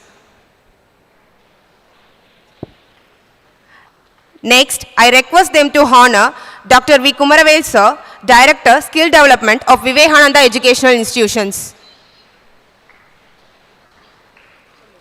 We now invite all the dignitaries on the dais to step forward to release the souvenir of our national conference.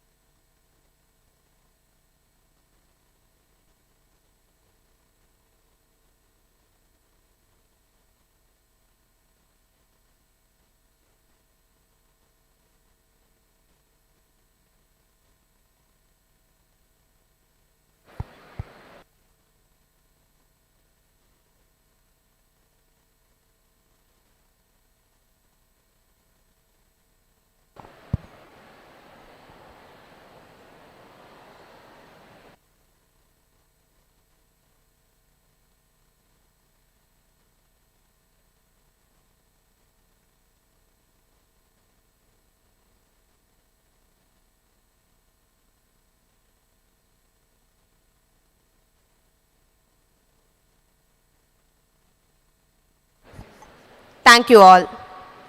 We are immensely honored to have with us a distinguished scientist, a pioneer in space applications and a representative of India's pride, the Indian Space Research Organization.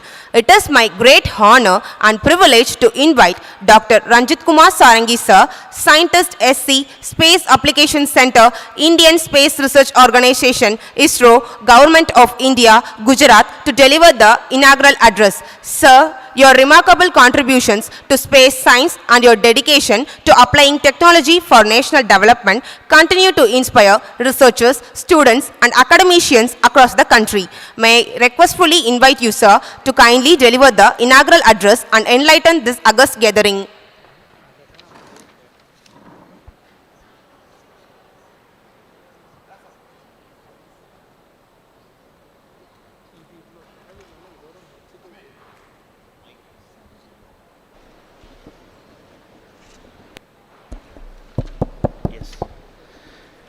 Yeah, good afternoon to all. So, welcome to all my all dignitaries on the dais, and it's a great occasion to be part of this ceremony. I can say it's a great privilege for me, and I am very much pleased to be present here in this Sankagiri campus of Vivekanandha College of Art Science College for Women. So it gives to see the women empowerment. I feel it's a women empowerment, it's a best example. So it's such a fantastic and excellent place, and it is, I read, it is initiated, established in 1987 by the esteemed pioneer Professor Dr. M. Karunanidhi in this remote location, and afterwards it is developed and in the foundation. Then in 2004 it is started, this college started. So it's a great occasion. So I would like to thank the esteemed guest present here, Dr. Professor Kuppuswamy sir, then Dr. A.M. Chokalingam sir, then Professor, my teacher, my MSc time, Dr. R. Balagurunathan sir, then Professor Dr. Kumaravel sir, then Dr. S. Baradaraju sir, then Principal sir, Dr. V. Padmanabhan sir, then Dr. B.T. Suresh Kumar sir, and our scientists from different places, organizations like Kantarajan sir from NBFGR, Kochi, and Dr. Radhakrishnan from Satyabama University, professor. Then our Dr. Balakumaran sir, CSIR, NIIST, Trivandrum, and Dr. Yaswant from CMLRE, Kochi. So, and I would like to thank very much to Dr. Maithili and Dr. Dinesh Kumar, organizing efficiently and excellently. So, it's a great occasion for me to give address as a keynote speaker for this 2 days National Symposium Conference on Marine Resources Conservation and Valorization for Blue Revolution, Mrcvbr 2026. So it is inaugurated, as you saw, very nicely, and it is gave me a lot of excellent pleasure to be part of this symposium. I see the students also, they have shown a lot of arts and lot of projects and lot of exercises they have done, and their exhibits are put outside with all the sand arts, then the marine related activity, marine biodiversity, marine microbiology, then marine related like fermentation activity through pH adjustment, and the marine aquarium, a kind of so much activity I saw outside. They have put lot of exhibits. So it shows the students are really interested in this marine biodiversity, marine conservation, and marine overall oceanography. You can say overall oceanography. It is governing our climate, governing our monsoon, and governing all these our food security. National food security is also very nowadays challenging topic. So our biodiversity is related to food security, like our agriculture. This fishery is part of the agriculture. So that way I am very happy to speak a few points that you all students should be very much aware of this. Pollution should not happen to any place, neither in land nor in ocean, because ocean we know there is no control.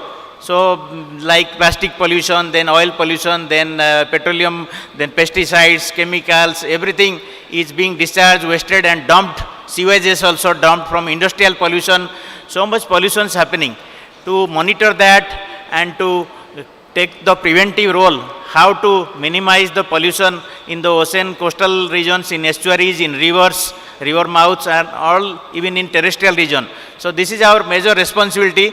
We should take the wisdom, we should take oath from this conference that we should try to minimize and reduce pollution, so that it can be effective to have this environmental management in terms of protection and prevention and sustainability. We have to grow the earth, we have to live with the earth with sustainable manner, so that this symposium conference will be successful. So that is should be our motto.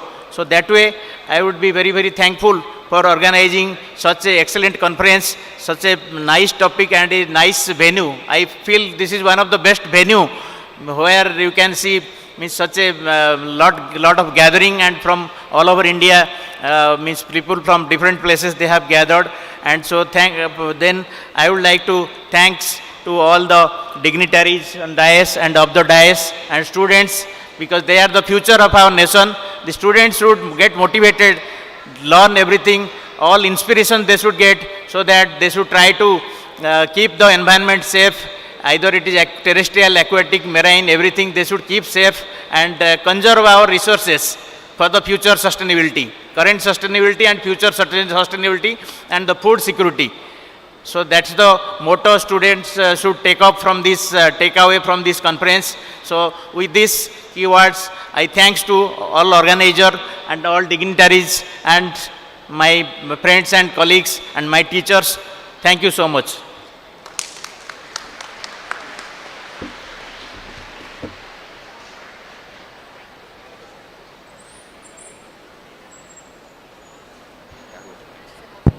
Thank you, sir. To express our gratitude to everyone, now I invite Dr. R. Maithili ma'am, Head of the Department of Microbiology, to propose vote of thanks. Gratitude is the melody that completes every successful gathering, and today is my privilege and proud to express it with pride and warmth. First and foremost, I submit my deepest respect to our visionary chairman, Vidyaratna Professor Dr. M. Karnanidhi, Chairman and Secretary, Vivekanandha Educational Institution and Hospitals, His inspiring leadership, boundless commitment to education and constant encouragement are the strong pillars upon which is the conference stands.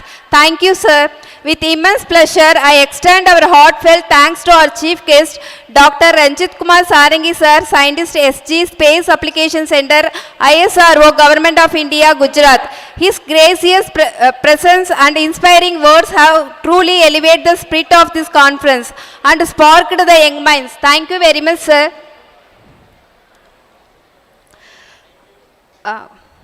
With immense pleasure, I extend our heartfelt thanks to Professor Dr. S. Kuppusamy sir, Executive Director, Vivekanandha Educational Institutions and Hospitals, whose guidance and motivation continue to move us toward excellence. Thank you very much, sir.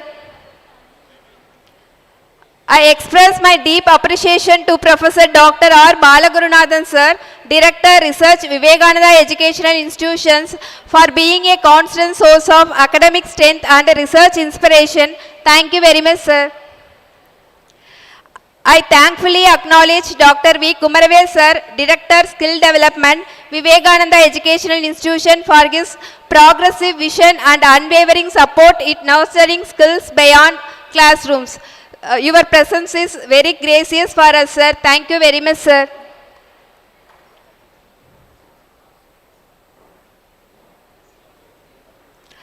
I also express my sincere gratitude to our keynote speakers. Which is present in our stage. Thank you so much, sir. And I thankfully acknowledge my grateful to our heartfelt beloved principal sir, Dr. V. Padmanathan sir, whose inspiring words motivate always us. Thank you very much, sir.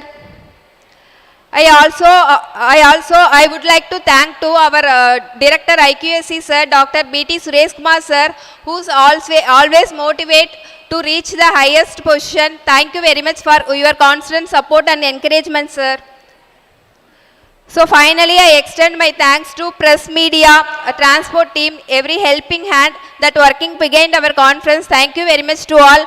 And also I put my sincere gratitude to our participants, various head of the departments and faculty members. I thank you once again to all, and I thank to the opportunity. Thank you very much to all. Thank you. Thank you, ma'am.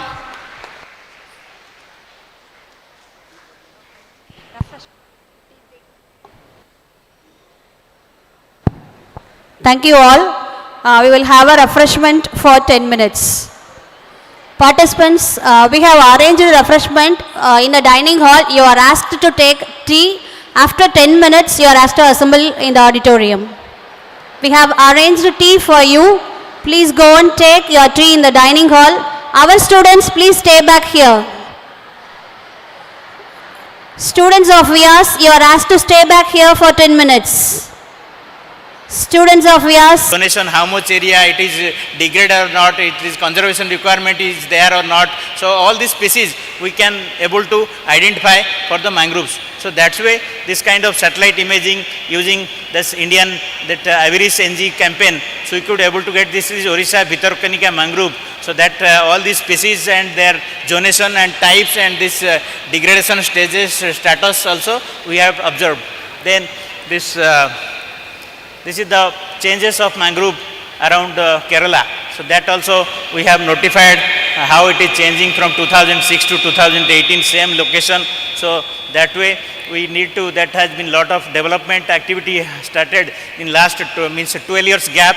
So this way, this kind of mangrove identification is important. So how it is industrial development growth is happening. So whether mangrove is properly protected or not, all these information required. Only satellite has a big role to area-wise, aerial extent we can monitor map and how much change is happening and whether the conservation required. That information we need to see. So that way, this mangrove related information is most important. Then another thing, this global NDVI, the normalized difference vegetation index. So this index is important for this vegetation is healthy or not, how this vegetation cover is changing with different monsoon, different seasons and different annual scale, different time scale. That way this vegetation mapping is required, either it is mangrove or other coastal forests and other like seagrass, seaweeds, all these are required. This is water quality. So water quality image, like we can also get the water quality of turbidity, then it is that pH, salinity, then all these temperature, chlorophyll. So this also techniques there to monitor the water quality. So that's why this water quality is also very important. Like hyperspectral imaging, we can get the spectral library of the particular object. So for each object, the spectral response like absorption and reflectance is different. So that's why we have tried to get the spectral observation for this. This is one example is Ganga River, how it is classified based on the turbidity, suspended sediment concentration, then chlorophyll pigment concentration. That is important to know the productivity level. Then in Chilka Lagoon also there was some flight was there. So we could able to see the changes in the productivity, sediment, all these using this hyperspectral remote sensing. So that changes means whether it is polluted or conservation requirement, all this information required using this satellite data. Then this coral reef also atlas is prepared by our team of the Central Indian Ocean, and different locations they have identified in US also, foreign land also they have tried to see the oil spill detection also observed, and coral reef monitor mapping in different time scale it is being prepared. And this coral reef characterization, so it is being done for this Pirotan reef of in Gulf of Kutch, Gujarat. So that shows this coral reef related changes, how it is happening. All these algae is there changing or not, the sand, then the abundance map of different coastal features and water content, then the muddy area, then mangroves. And here it is also example showing the entire reef, coral reef area, how it is monitored, mapped by satellite data. And it shows the spectral reflectance and radiance peak, spectral absorption based reflectance and radiance peak it is shown, and which wavelength is very prominent for this coral reef and particular species. So that information we have tried to identify, and this is validated in the ground observation also. So that way this satellite remote sensing is important. This is basically aerial survey, but satellite also gives such kind of synoptic view. At a single in day we can get the entire area for this observation for different dates. So that way with larger area we can able to monitor using the satellite data. Then the seaweed, seagrass is very important. As we know, there means all these sea cows, dugongs, and all these dolphins, even these turtles, they depend on the seagrasses and seaweeds. So that was seaweeds is very important. It is basically this agar-agar, algin, carrageenan, all these brown algae, red algae, green algae, all these type of seaweeds are there. So their products are also very bioactive compounds, and products are very important for different purposes like media, then cosmetics, everything. Seaweeds are even for culture is happening, seaweeds for different means type of seaweeds there for bioactive substances and drugs also for seaweeds. That's why it is very important, seagrass, seaweeds. So seagrass monitoring started by satellite by different means like normalized difference build-up index, vegetation index using Sentinel and Landsat satellite. So these are the two important satellites around 10 meter and 30 meter resolution. So that is very useful for the seagrass index and seagrass related monitoring.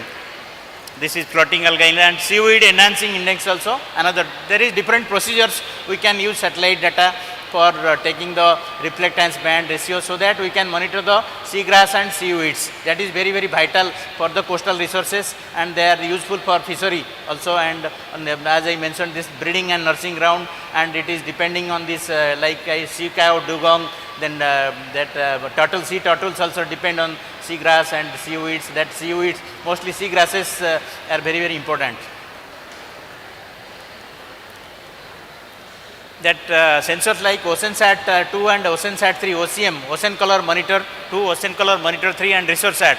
So those are the Indian sensors useful, and the Sentinel and Landsat from the NASA and ESA, those are useful.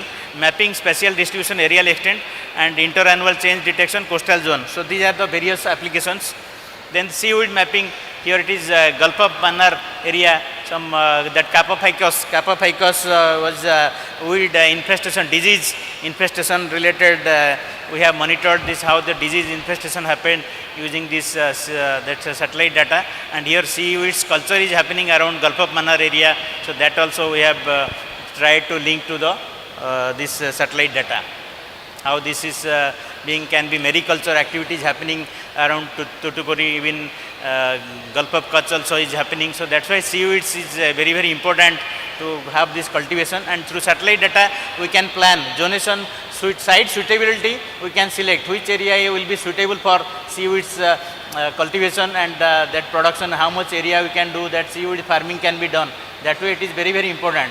So this remote sensing will tell the suitability, site suitability like water quality parameter, then the temperature range, then the pigment productivity, all this is, and depth range, all this can be related to satellite data, and you can monitor every month also, every means weekly interval also you can monitor the seaweeds, their existence, their all these spreading area. This is Chilka Lake, something that seaweeds are being monitored in Chilka Lake, and different monsoon wise, pre-monsoon and post-monsoon.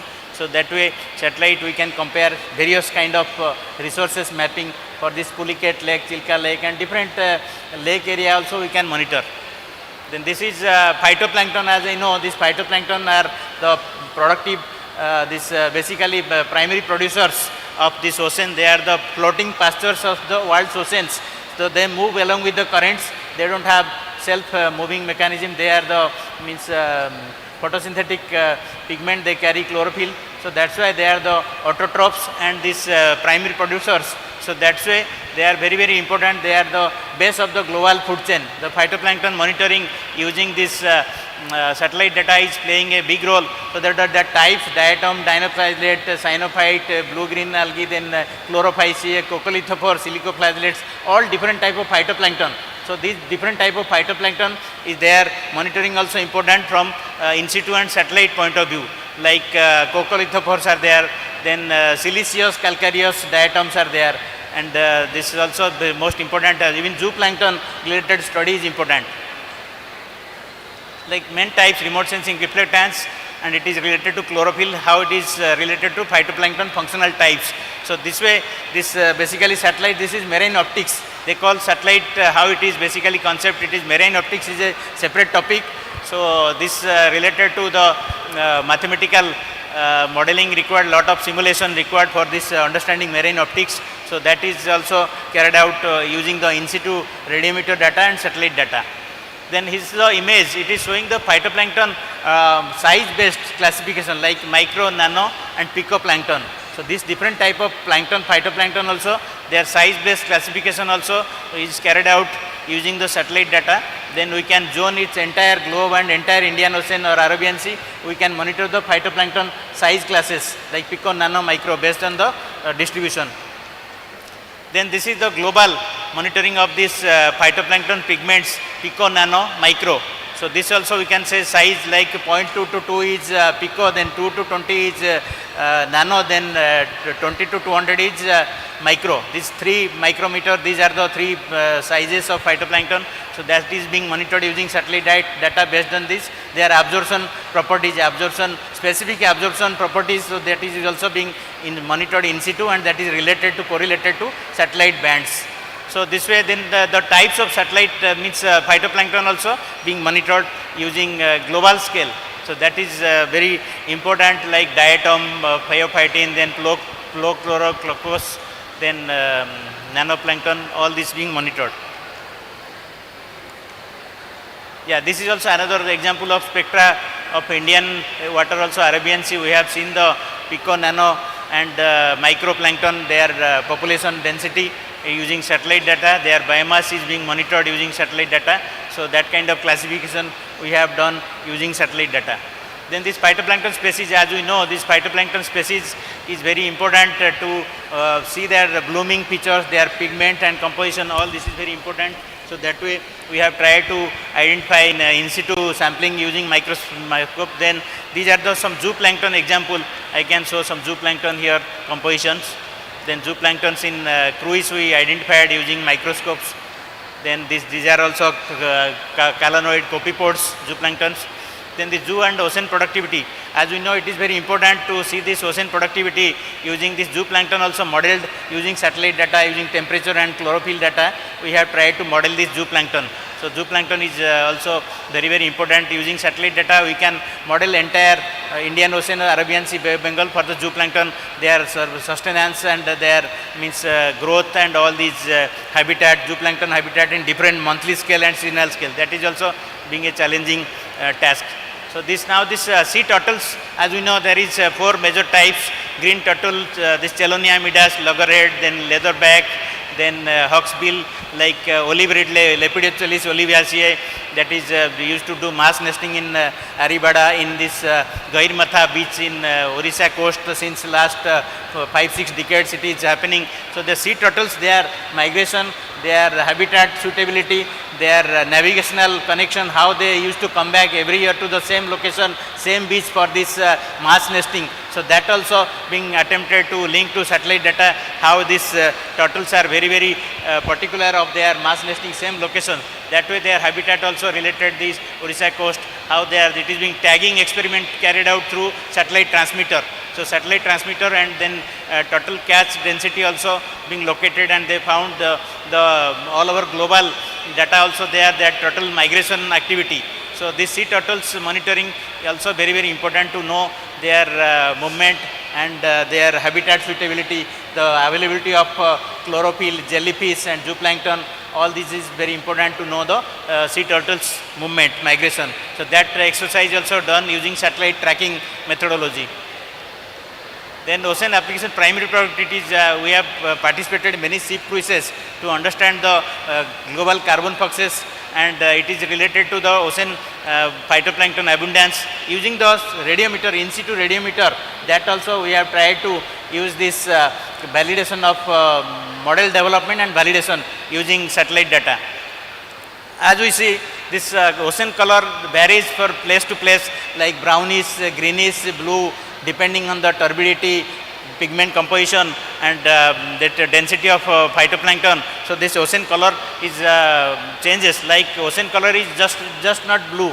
It can be light green, dark green, blackish blue, blackish green, then brown. So different color you can see in the, if you navigate, you visit to the ship cruise, all these things you can see variety of colors. So satellite, basing on the kind of colorimetry, satellite also detects the this reflectance based on different colors and different locations and different composition.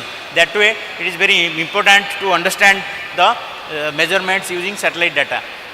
Then this another is this algorithm development. These steps we carry: productivity, pollution monitoring, biological cycle, climate change, marine fisheries, one of the most important. So India is having a second largest producer of marine fishes as of now. So next to China, we are having lot of marine fish production.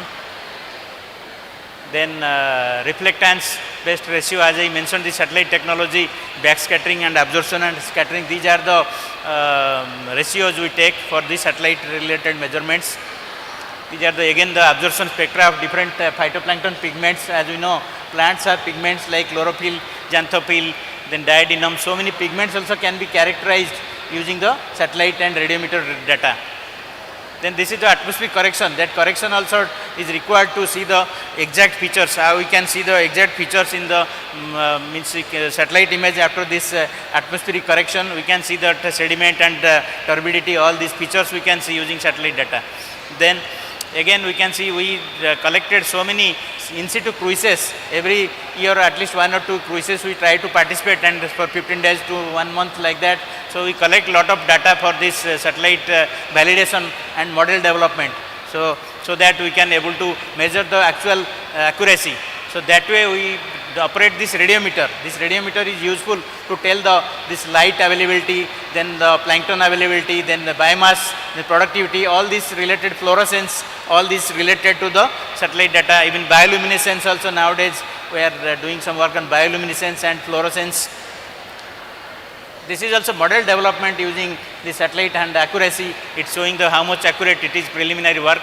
And this is the algal bloom. phytoplankton bloom, you can see this in situ, we see this red tide, green tide, blue tide, yellow tide, all these white tide, everything we see different species algal bloom. So that kind of synoptic measurement algal bloom also we can monitor using satellite data. So that is very, very interesting. Then this again another bloom related information. Then Indian synoptic view of Arabian Sea, Bay of Bengal, Arabian Sea, lot of bloom happen in the winter monsoon around December, January, February. That Arabian Sea you can see lot of phytoplankton bloom happen due to upwelling and this convective eddies and convection. Then here you can see around Gulf of Mannar, there is and Pak Bay, there is lot of currents you can see around Sri Lanka also. So you can see that the sediment transport happens and this pigment transport also happens. So that is very interesting to see this movement of pigments and sediments along with the ocean currents. This is also being monitored regularly to understand the variation of the coastal features. This is another example of sediment, how it is being movement in the satellite image in Indian coast for using the OceanSat data in different months and different time scale in different locations, Sundarbans, then Gujarat coast, then Gulf of Mannar. So this sediment dynamics pattern is also important, how this erosion accretion happening, the loss is happening, this sediment means coastal zone management, it is very important to have this CRZ related information. This is a POC, particulate organic carbon, this is related to ocean biogeochemistry, and this is related another POC, particulate organic carbon. It is being monitored for this different locations and how it is this carbon cycle is playing a role. It is important. This is showing this particulate organic carbon. It is for Bay of Bengal, Arabian Sea in the decadal scale. So decadal scale in how 10 years it is being varying, we can see Arabian Sea particulate organic carbon is high compared to Bay of Bengal. So it is due to this productivity, high productivity you can see Arabian Sea. So that's why this productivity is observed through POC concentration. This is through global globe color map of European Space Agency, that also we try to see chlorophyll, then PAR photosynthetic active radiation, then particulate organic carbon and sea surface temperature. So these are the products we get from this satellite data. Then this is time series of all chlorophyll 4 parameters in cyclone. In cyclone, how it induces all these parameters for two cyclones, Kar and Moha, two cyclones we studied. So both the cyclones, how you can see interesting features. Week wise the satellite showing the how the changes happening in the ocean.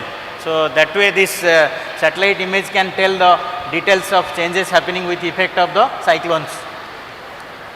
Another example of Phylline cyclone. It shows this how this red color, green color is the pigment composition has increased. The cyclone is devastating and destroying towards the coastal resources and even to human for it is a threat. But it is after cyclone there has been productivity used to be increased immediately after 1 week, 2 weeks you can say a very high productivity zones they are due to upwelling and Ekman transport, all these Ekman pumping it happen, so that you can see lot of changes happening after the cyclone. This is being monitored and observed in using satellite data sets. Then this is Yas cyclone happened in 2021, so that also changes happen observed.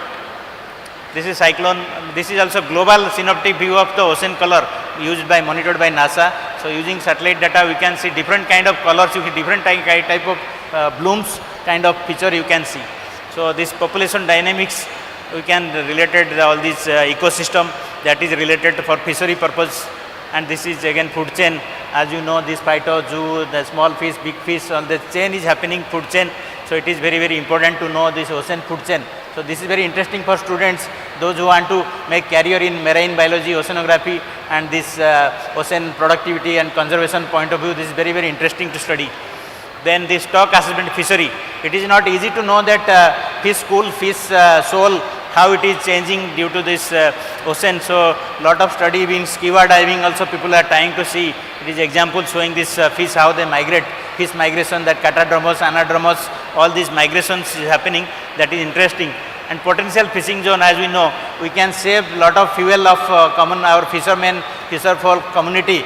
So and their time also can be saved if they go to catch the exact area where the maximum fish availability is there.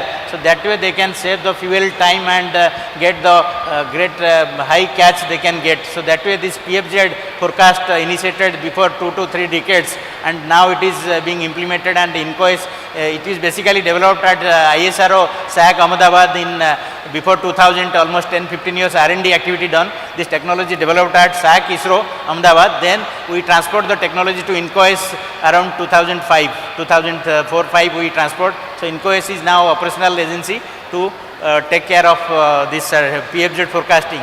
So there has been lot of R&D to improve the PFZ forecast and to get the sustainability of fishery.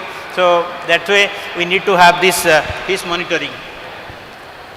This earlier studies, as I told, it is basically started with sea surface temperature maps, then chlorophyll added to that PFZ forecasting, SST and chlorophyll.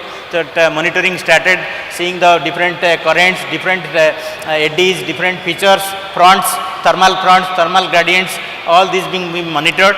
Then after that, other features also added like wind speed, current, mixed layout depth, and then Ekman transport, upwelling, other features also being added. So that is also advantage in the recent PFZ forecasting. This is the marine fishery forecast. I am showing this earlier.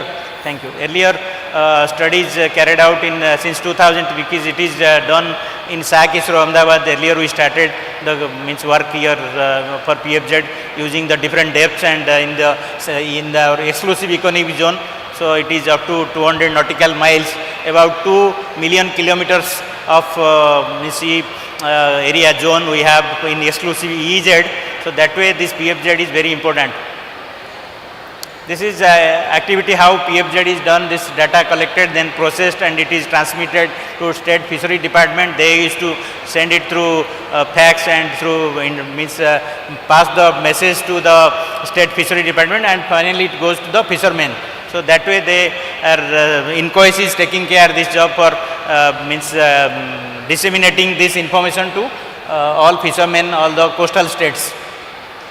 This is current is added to the ocean currents and wind, sea surface height. These are the new information we can get for PFZ monitoring. So these are additional information. Earlier only chlorophyll temperature used. Now this sea surface height through altimeter, scatterometer derived wind and currents, and then our MLD mixed layer depth and modeling also added. These are the new additions for this PFZ. That is very important. And Samudra project by SAC ISRO, we had completed some Samudra project. In that we added in because INCOIS forecast is based on this SST and chlorophyll, because whenever there is cloud and rainy season, that time it is very difficult to get the PFZ location. For that, counter that, we have added the currents data using scatterometer. So different ocean current and wind data also we see how the current movement is overlaying, matching to the PFZ features. So that way we see that there is advantage even to the better than INCOIS forecast. So we did some exercise using this Samudra project. So it was started, I was taking care, leading this project for Samudra advanced level PFZ level next, so that we can get more accurate, more detail in the presence of monsoon time cloudy system. We got this kind of work. Then our collaborator was there, 4 collaborators also we did for 5 years work. I will complete in 5-10 minutes. Okay. So this is that project started and completed, and we could able to get lot of good information for PFZ, and it is validated also.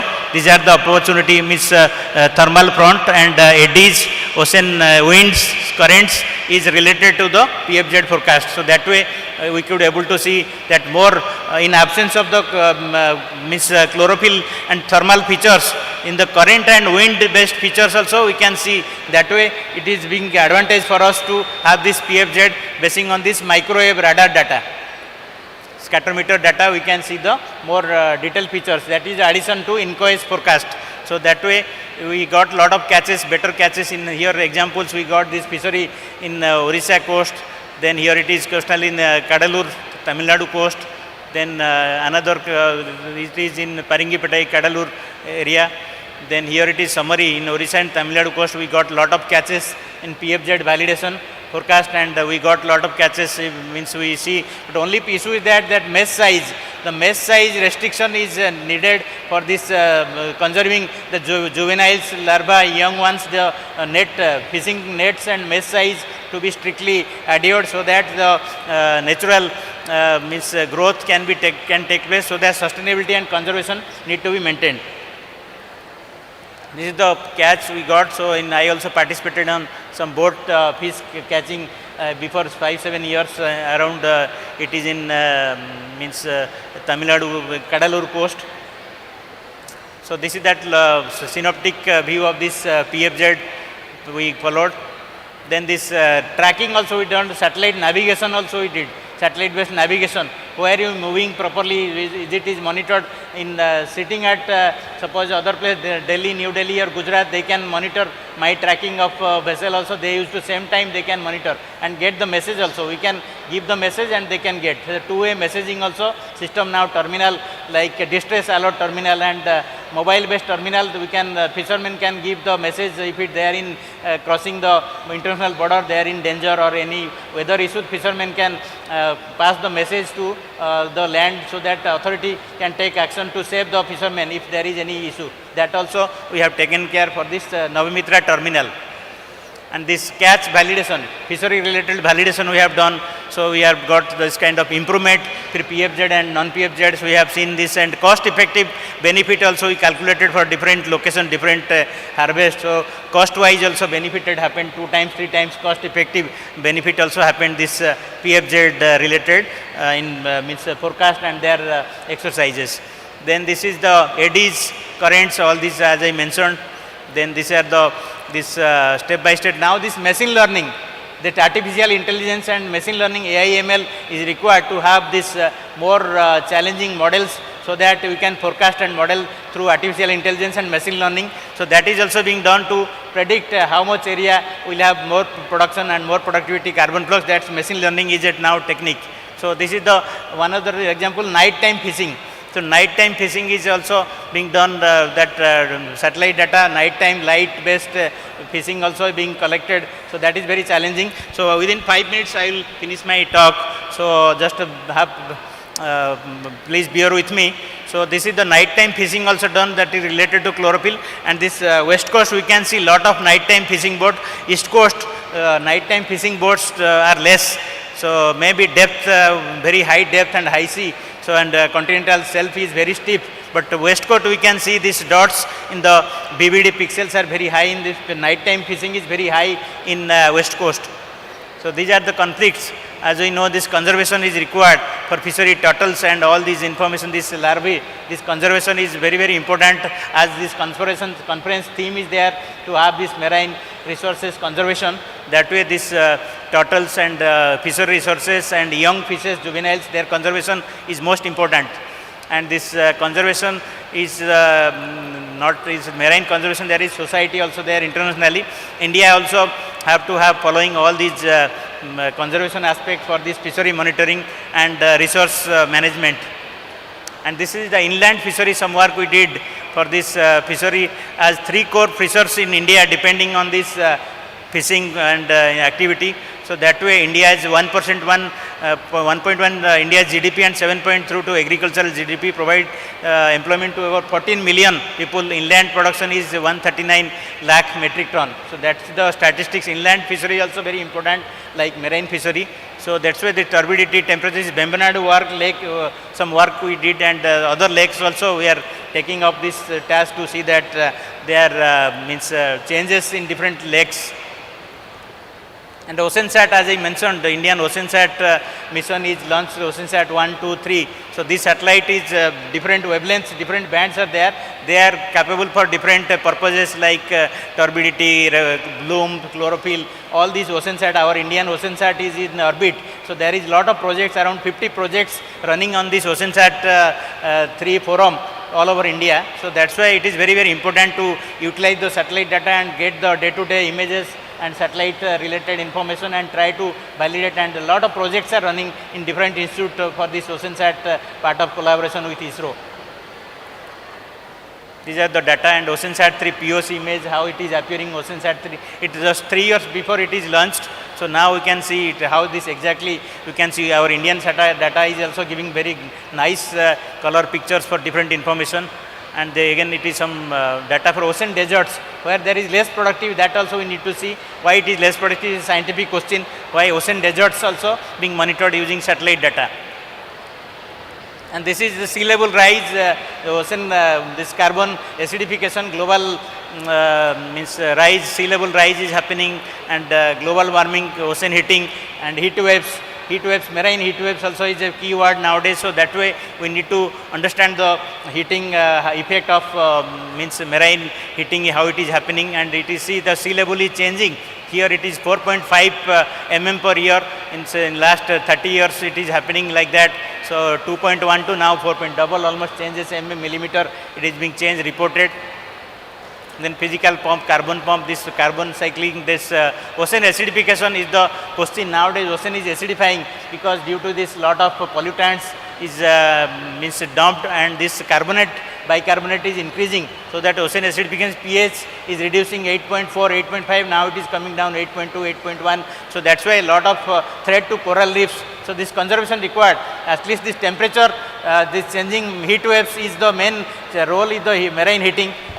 Marine heating is the main role. So that's why ocean acidification and pH monitoring is important, and these changes happening in that El Nino, La Nina is creating program, and this climate change also impacting the phytoplankton diversity. The nitrogen cycle, as we know, blooms happening, the algal blooms in different areas, and we are monitoring the algal blooms using this red color algal blooms, trichodesmium bloom, this blue-green trichodesmium blooms also observed, this nitrate also we are observing, and then nitrate model algorithm we seen, then this validation of nitrate, how is it nitrate is observed in nitrate in January, nitrate in different months, we can see nitrate imaging using satellite data.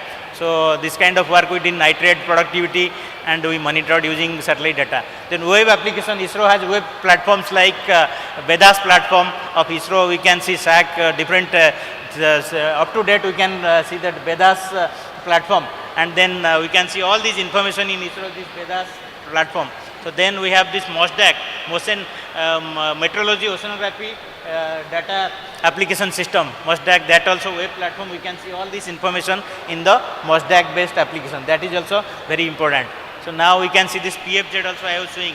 Similarly this PFZ we are seeing all these locations, PFZ and advanced PFZ. So like this we can have all these information in MOSDAC, in our Indian ISRO satellite Vedas and MOSDAC, and like Bhuvan is there of NRSC. So finally, I will say this conservation is required for this observation of upwelling coastal resources, and this valid for this eutrophic, oligotrophic regions is required for the satellite point of view, in situ point of view. Then these sensitive zones like coral reefs, seagrass, meadows, mangroves, and then salt marshes, everything required. So these are the sensitive, whatever the breeding season, fishing should not be undertaken, fishing should be avoided in this monsoon seasons, that strictly to be prohibited, and this fishery net size also very crucial role, strictly to be monitored, this how much net size, that drag end size. So like this the conservation to be followed up. So this web based application another I showed, these are the applications. Then finally we need to have this survival for the fittest. So we need that conservation and sustainability of these marine resources. So that's why we need to have this technology, satellite technology, then remote sensing. So that way I would thank to all organizer, my dignitaries, all dignitaries, professors, faculty, students for having patience hearing and yearly with patience. And this way I would conclude my talk here. Thank you all.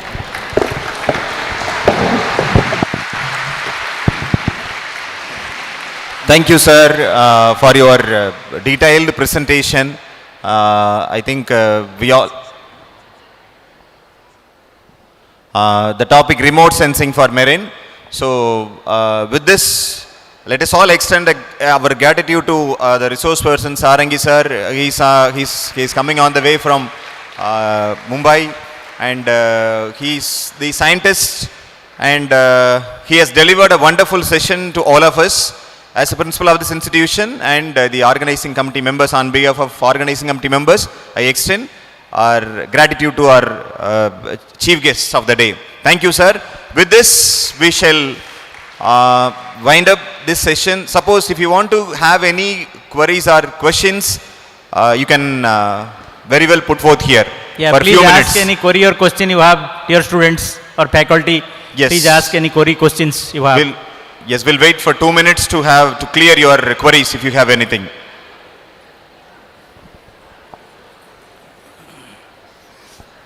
Or else we shall proceed the next agenda. Okay. So, thank you, sir. Thank you I so think, much. Thank I think they've understood the concept and everything in a professional manner. I think we shall wind up this session. Thank you so much. We'll proceed. What is the next one? Lunch, no? Lunch kudukringla? Yes. We'll go for the lunch. You can spend your time maximum. What is the time, sir?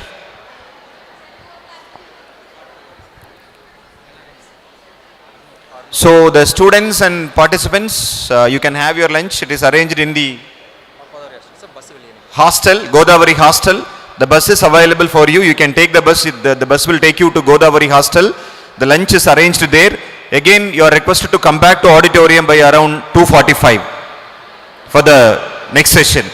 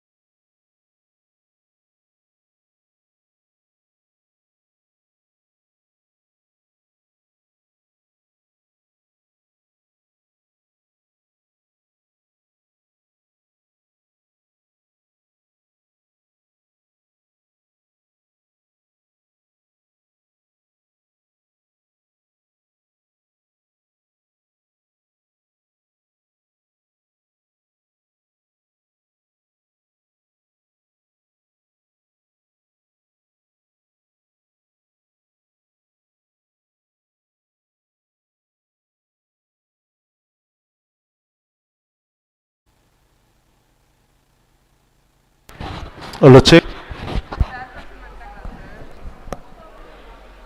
Hello.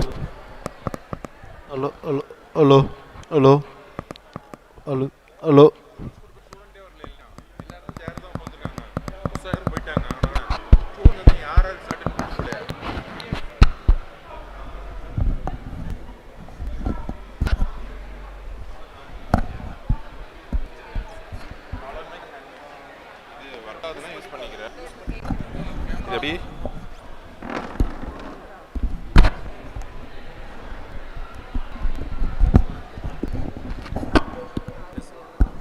Hello, hello, hello, hello,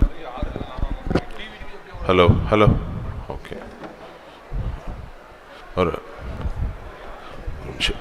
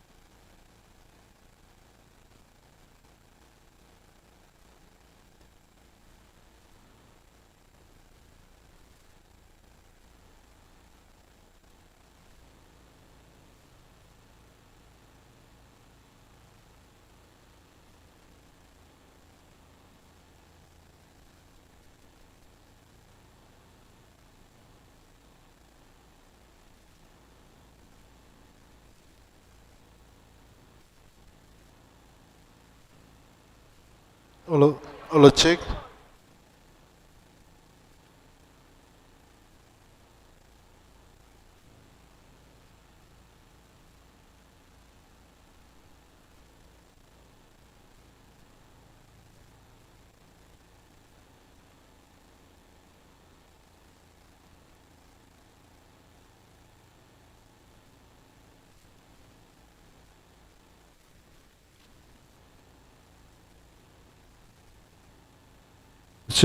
Hello.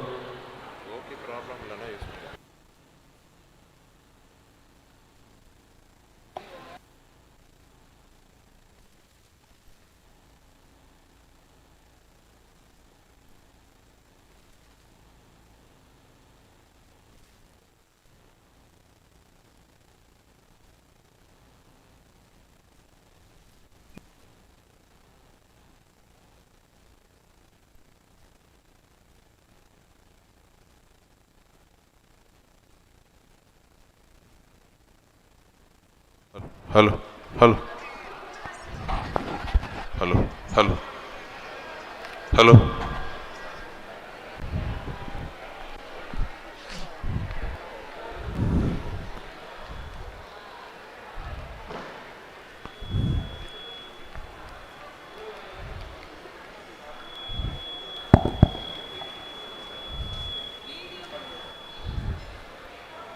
To welcome Dr. P.A. Balakumaran sir.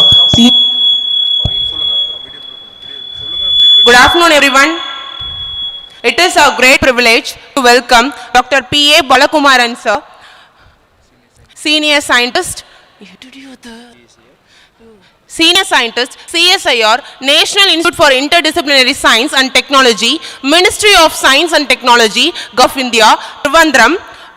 On behalf of Vivekanandha Arts and Science College for Women and the Department of Microbiology, I extend a grand and warm welcome to you, sir. May I now invite you to take the stage for your PPT presentation. We are truly honored and delighted to welcome Dr. P.A. Balakumaran sir, Senior Scientist and Assistant Professor, CSIR, National Institute for Interdisciplinary Science and Technology, NIIST, Thiruvananthapuram. Dr. Balakumaran sir completed his PhD in Biotechnology from Center for Biotechnology, Anna University, Chennai in 2017 and has extensive experience in bioprocess engineering, metabolic engineering and recombinant protein production.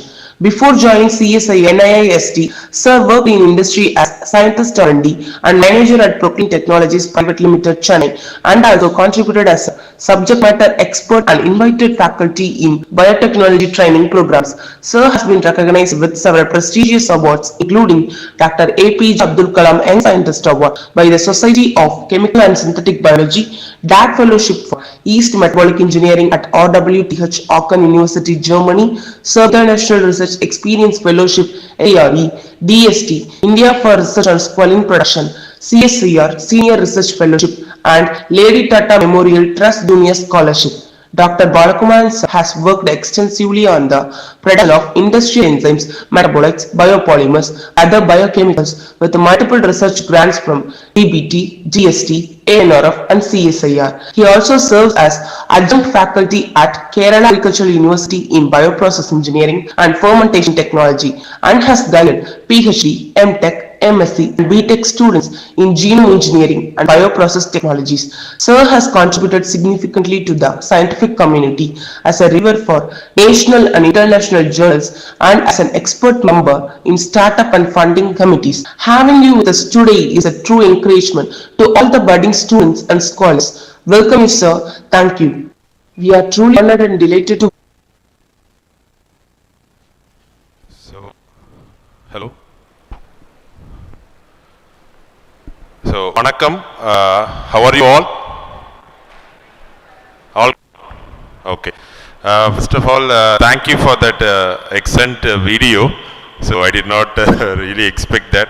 And then, I would also like to thank Dr. Dinesh. This was actually a very short notice in which I came, and because I was very much interested to also participate in the conference. I had this opportunity to deliver this talk on a very important thematic area. So, my today's talk will be mostly on biotechnological interventions for marine biodiversity conservation. So, before moving on to subject topic, I would like to explain about the institute from where I am coming.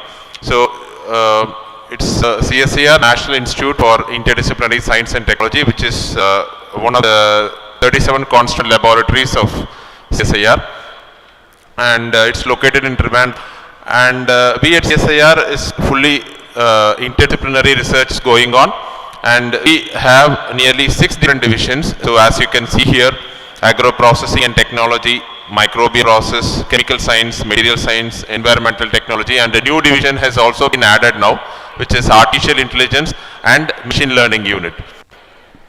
And we also provide PhD to interested candidates, wherein we have routinely, actually for per year, we have 2 intakes, in the January as well as in the August intake. So you can see here different fields, PhD in science, PhD in engineering, PhD in science, and PhD in engineering and MTech also. All these different divisions are all there. And then those who are interested to pursue in the respective fields can actually apply and join, provided they need to have a fellowship. So they should have cleared DBT, CSIR, DST, those kind of fellowships, and then they can apply directly here. And 2 more important things I wanted to convey to students. One is NIST is also offering a lot of dissertation projects. So those of you who are interested to do 6 months project, 3 months project at NIST, want to explore the facility available there, you want to use the high-end equipments, so you can directly apply through a portal called HRAD, Human Resource and Academic Division portal. You can apply through that and you can get into NIST, you can experience the research that is going on at NIST. So intern opportunities is also there. Likewise, you also have skill development programs also conducted every year. So you can see the skill development calendar at NIST, and you have the opportunity to actually participate in those skill development programs in different areas, as I showed you before, ranging from material to agro to chemical. Whichever area or team you are interested in, you can actually rightly apply through the portal and then you can get inside. So this is just about the institute. And this is one program which we are planning to, is upcoming program, skill development program, wherein this is called as Design, Build, Test and Learn Recombinant DNA Technology. So those of you who are interested to learn about cloning, how to construct a recombinant vector, how to do the Gibson cloning, how to design the primers, how to use the software to actually check your DNA sequence. So all these things can be observed in this skill development program. The last date for this program is actually January 25th. Those of you who are interested can quickly apply through this portal that mentioned there. It is also available in the website. And coming to the main theme of the presentation, these are some of the ongoing activities in my laboratory. So we are basically into strain engineering as well as process development. So we are trying to basically utilize instead of the normal glucose or the glycerol which we use for the fermentation, we are trying to use glucose or the glycerol from the waste. So we are trying to use agro waste, food waste and different kind of waste from which we derive the fermentable sugars. For example, C6 or C5 sugars. And those sugars that are extracted from them are used for the fermentation process for producing different product of interest. So you can see here, for example, we have an yeast organism as a model organism here. So we actually utilize the sugars from different agro-industrial waste. So we do pre-treatment, aromatic hydrolysis to actually derive sugars from them. And these sugars are subjected to fermentation. So initially shake flask fermentation in a 50 ml or 100 ml media. We do it in the flask. And then we do process optimization, statistical optimization to actually optimize media components. And then we then go for scale up of this bioreactor. For example, we initially do in 1 liter means we scale it to 5 liter, 20 liter and then 50 liter and so. And then finally we do downstream processing. And some of the compounds which we are actually working upon includes this triterpene compound, which is basically swollen, and the other things are all microbial oil. So like plant oil which we synthesize, we are all trying to synthesize single cell oil from bacteria or yeast organisms. and oleochemicals. These are kind of esters that is synthesized from the oil. So that also we are trying to. And then biopolymers. So one biopolymer which we are right now working on is polygamma glutamic acid. And next rest of the slides I will be concentrating on this particular compound squalene, which is more relevant to the topic of today's conclave.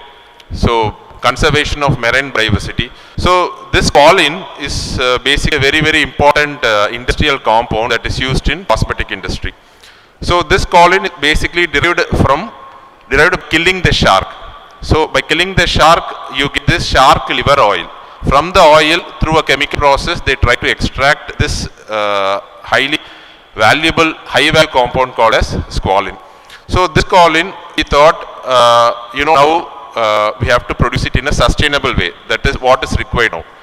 There are certain sustainable development goals. Many of you know that, right? SDG. How many of you know that? Yeah. So sustainable development goals are there. So in which we try to utilize the resource efficiently. So here we wanted to produce this squalene not from the shark oil, but by genetically modifying yeast. By genetic modifying the DNA of the yeast, we would like to increase the production of squalene.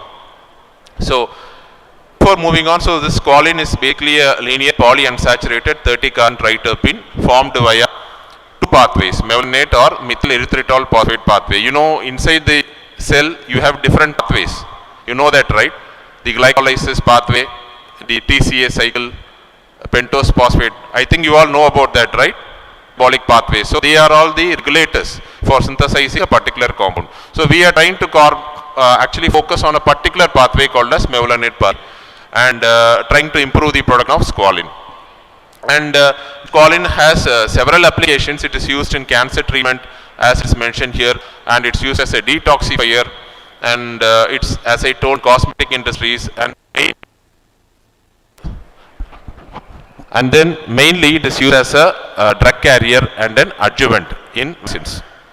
And squalene using companies you can see here like Amyris, Sofim, Henry Lamont Oils, Germany. These are all the major manufacturers of this particular compound. And during the COVID time, actually 5 COVID vaccines under development that time used actually squalene from the shark liver oil. And you imagine here 2.7 million sharks are killed every year for squalene used in sunscreen and cosmetics. So this actually detail is actually too huge and it's not actually really sustainable. So we wanted to change the way we are trying to produce the squalene. So production of squalene, as you can see here, there are different hosts, higher fungi, bacteria, sharks. Of course, sharks is definitely the highest producer of squalene. But now here we are trying to utilize a kind of yeast, a methylotrophic yeast, which is called as Pichia pastoris. So this Pichia pastoris, as I told, is methylotrophic yeast, which contains 2 different types of promoters. Okay, promoters are the main upstream regions responsible for driving the gene transcription. So here Pichia has several advantages like the methanol metabolizing yeast that grows on very simple and inexpensive medium. It produces very high level of protein expression. It has strong promoters, as I told, AOX1 promoter and GAP promoter, and then it's less exploited for insulin production. So it's also ease of genetic manipulation. Tools, vector tools and plasmids readily available in the market. So this is basically the pathway which we are working upon. So here you can see actually from glucose, this is the starting material, it starts. So it slowly follows the glycolysis pathway and then it enters into the mevalonate pathway. This is the top one is the upper mevalonate, the bottom one is the lower mevalonate pathway. So here we are trying to overexpress certain genes to increase the flux through the mevalonate pathway and downregulate, because at the end this squalene is utilized for different production, for example ergosterol or squalene oxide. We want to shut it off. We want to prevent the conversion squalene to squalene epoxy. So there we are trying to downregulate it using specific chemical inhibitors and molecular methods. So based on this, we framed several objectives to study the impact of inhibitors, fatty acid profiling, strain engineering, and process development, and quantifying the physiology of the yeast. So this is the actual like a methodology which we followed, in which we actually did the pre-culture cultivation in the shake flask with the different actually kind of inhibitors. We tested like resveratrol, dasmonate, terbinafine, and those kind of compounds. And then we incubated, and then we followed specific downstream processing methods to extract the squalene from them. So the analysis of squalene, and here what we did is we allowed the organism to grow initially. At 12th hour we added the inhibitors to improve, because initially if you add the inhibitor, the growth of the organism will not be there. So we allowed the organism to grow up to 12 hours or 20 hours. After that we added the inhibitors in order to improve the squalene production. So we tested with control and compared with the other inhibitors at a different concentration, and we observed squalene production. So the squalene productivity was highest among all tested inhibitors. It was highest the terbinafine hydrochloride. And we also tried with different other commercially as well as locally available inhibitors also. And interestingly, what we observed was, when we compared it with the control, X33 is actually the host, and when we compared it with the organism treated with chemical, we observed a difference in the fatty acid profile. So initially what we observed is palmate, oleic acid, palmitic, linoleic, oleic acid, stearic acid were all there. But then when we treated with the almost this oleic, stearic were all almost was not observed. However, more of squalene and allylic acid were present. So you can see here 49% allylic became 36%, and 7% palmate oleic actually became 9%. So there was difference in the fatty acid profile when we treated with different inhibitors. And this was again the morphological analysis of the yeast. When we subjected that to terbinafine, we did SEM profiling in order to identify if there's really any change, actually the structure, morphology of the organism, in which we actually observed some kind of blebbing or disruption in the cell wall of the organism, and treated with a different concentration of the inhibitors. And this was about the cloning of the different genes which I told before. HMG1 is a gene, it's called as HMG-CoA reductase. So that's a bottleneck gene, so which we wanted to overexpress. So we actually truncated the gene, and we overexpressed the gene in a particular vector called PGAP-ZB under the control of the promoter. And then these were all the PCR optimization, which we optimized the time, unending time, to improve, to check for the conformation gene. And these were the transform colonies, and then we screened for positive colonies, because as you know, once you actually transform the gene into the vector, you have to actually transform it in E. coli and find out which is the best colony, which is the positive colony. So how do you do it? We confirm it through PCR. That is what been done.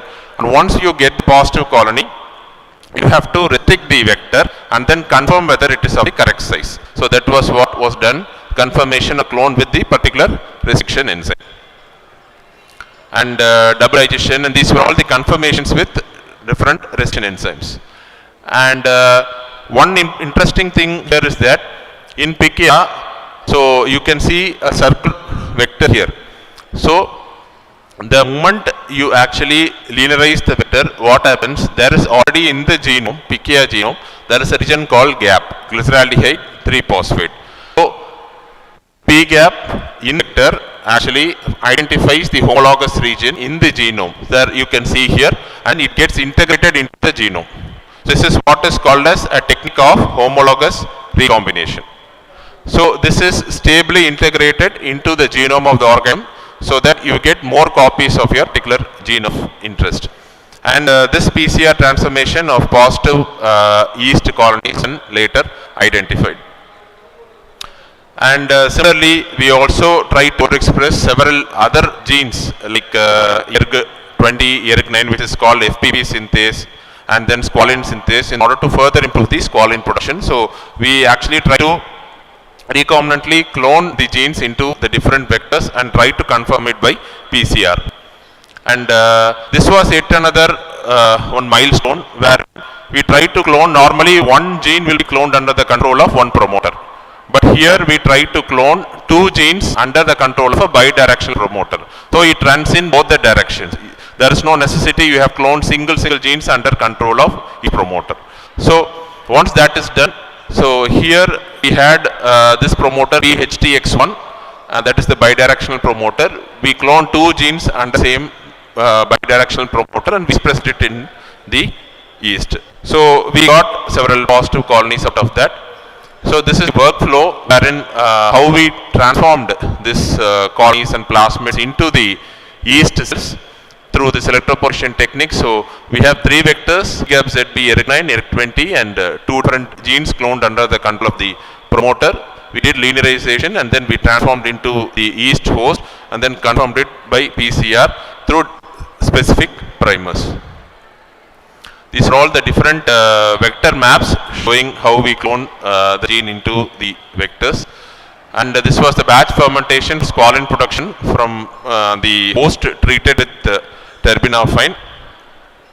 So this was the media and the other things that you can see here, trace elements and other solutions.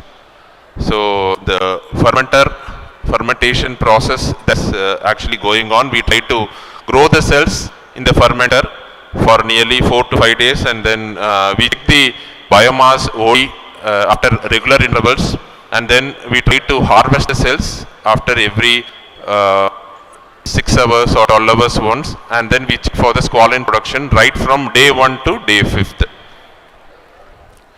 So this was finally the final productivity that obtained.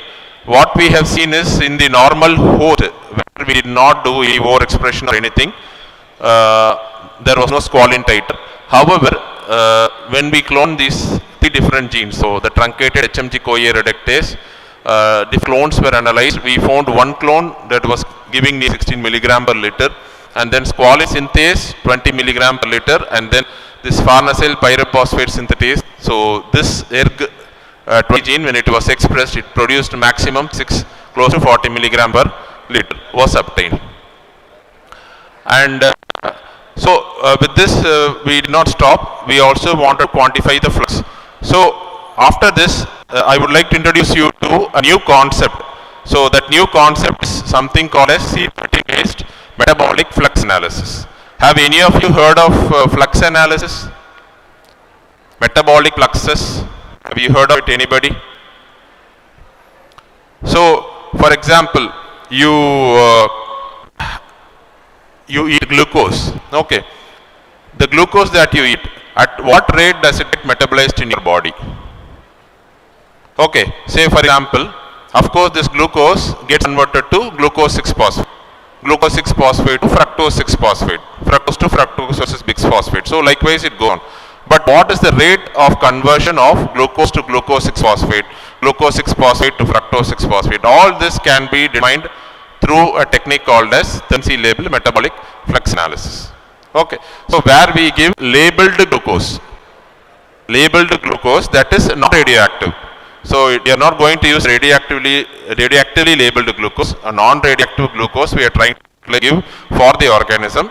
We allow the organism to grow using that glucose and then check what happens inside the organism and outside the organ. That is actually forming the crux of the whole study.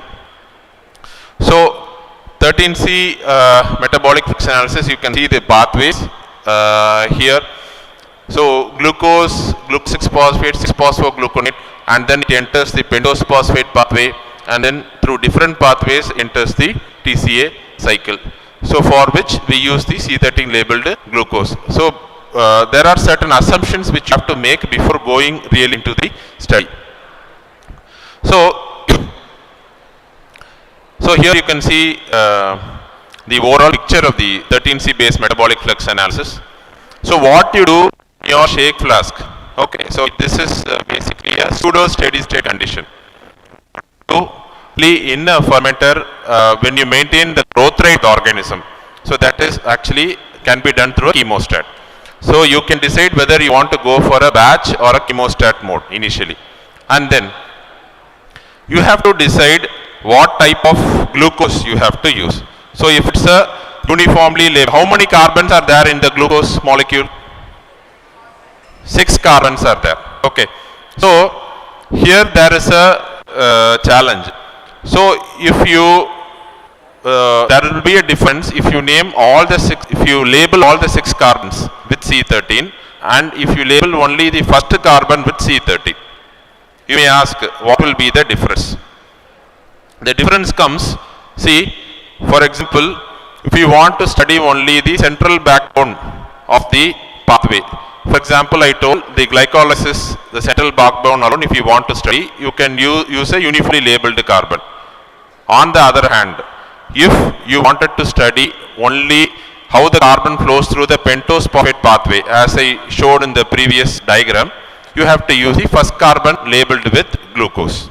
So this is basically the difference. So which pathway you are going to target and which is the product you are going to target, you have to decide on that. Okay. So once you decide that, you feed the glucose to the organism and then you allow the organism to grow.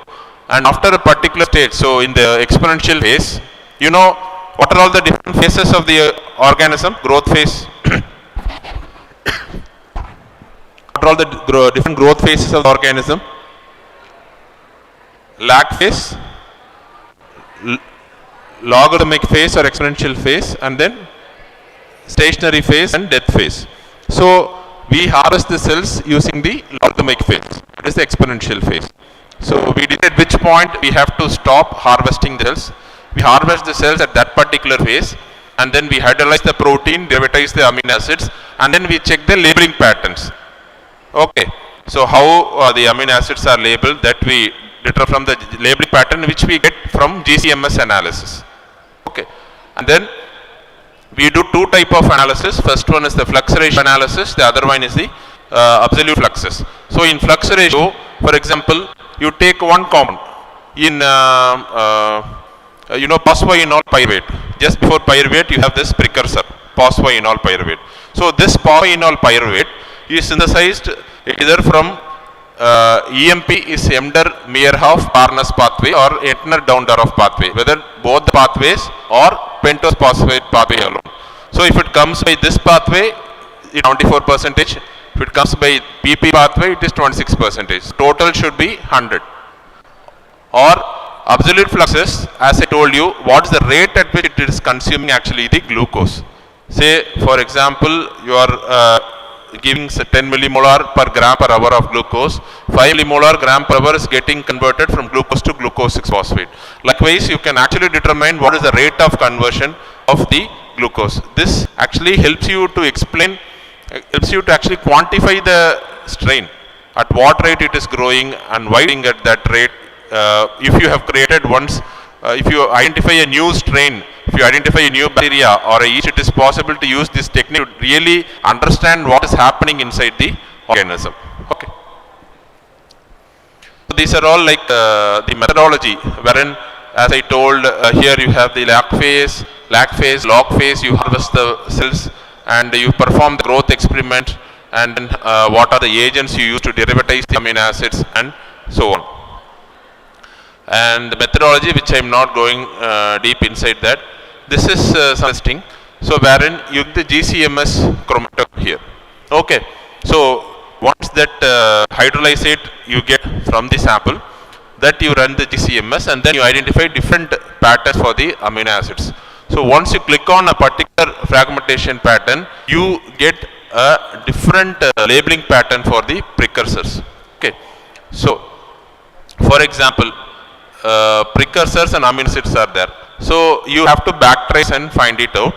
So for example, you can actually take, for example, glycine.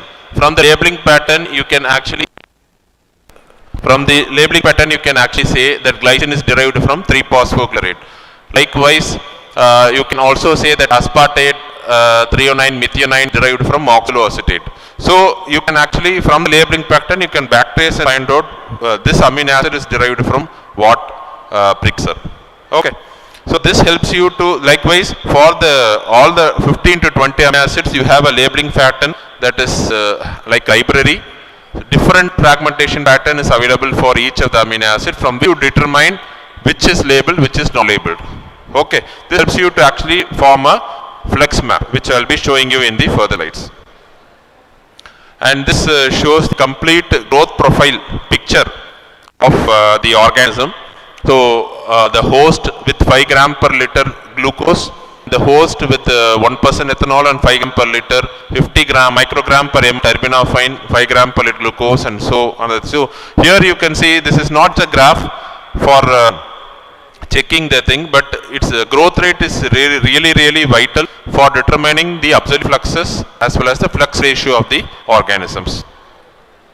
So this is the software which we used in our study, which is called field software.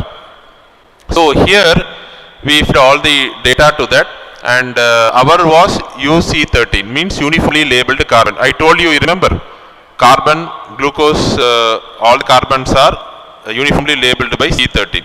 Okay, so that is, we are feeding as 20%. Okay, so for example, 1 gram glucose you are taking means out of that 20%. So 0.2 gram will be this labeled glucose, remaining 0.8 gram will be unlabeled normal glucose. So that will be feeding, and then once we get the GCMS data, we feed it and then we find out what the software automatically gives the flux ratios of the organism. Next one is we can select which all reactions we need to choose here, and the value which we got, we need to feed it here, and then the growth rate, the glucose uptake rate, if the organism is secreting any kind of byproducts outside the media. For example, during the growth it may secrete pyruvic acid, fumaric acid, succinic acid, citric acid, any type of acid. So that should also be taken into account. So that we feed it to the software, and then once you give the analyze, it will be giving the complete flux ratio of the organism. So this is the complete flux map we get finally. So wherein it actually starts with glucose. So we are analyzed for 3 different organisms. So that is actually 3 different strains actually. So that is actually mentioned here. So this actually gives the relative fluxes of the organism with respect to the control strain. So here you can see the central backbone, the pentphosphate pathway, the TCA cycle, how much flux is actually going inside. So here we found that relative fluxes through the TA cycle and fluorosis were split as 51 and 43% respectively, and we had a very less percentage of pyruvate and fumarate production of 0.06 millimoles per gram per hour and 0.006 millimoles per gram per hour. And glucose uptake rate we had found out, it is 3.7 to 4.2 millimoles per gram per hour. So all this data you feed and you get a complete picture of the organism. This was again the GCMS chromatogram, and this is another software which we are also trying. It's called IMS2 Flux. It's equivalent to the FIAT software, but the mode of operation is different. Isotopomer network compartmental analysis, it's shortly called as INCA, wherein this here also it is a different way of feeding the reactions into the system.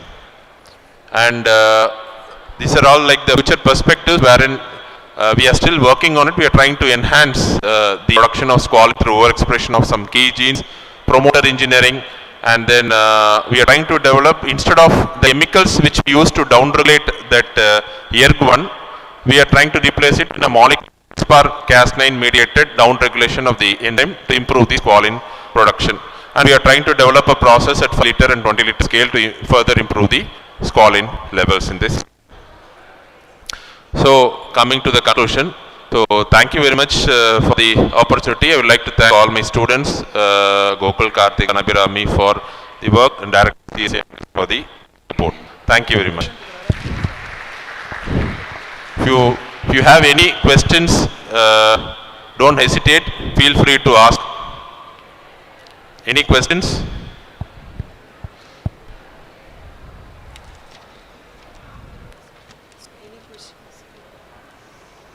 Any questions from students?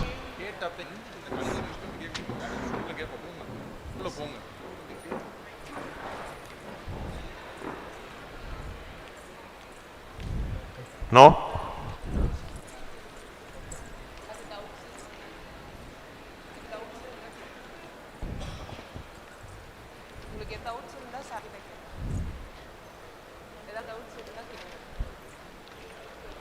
Maybe general questions you would like to ask, anything on that?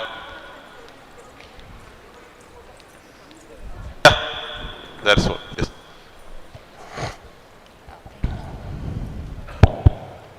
Good afternoon, sir. Good afternoon. Myself, Harshita Shinde, currently pursuing BSc in Biotechnology.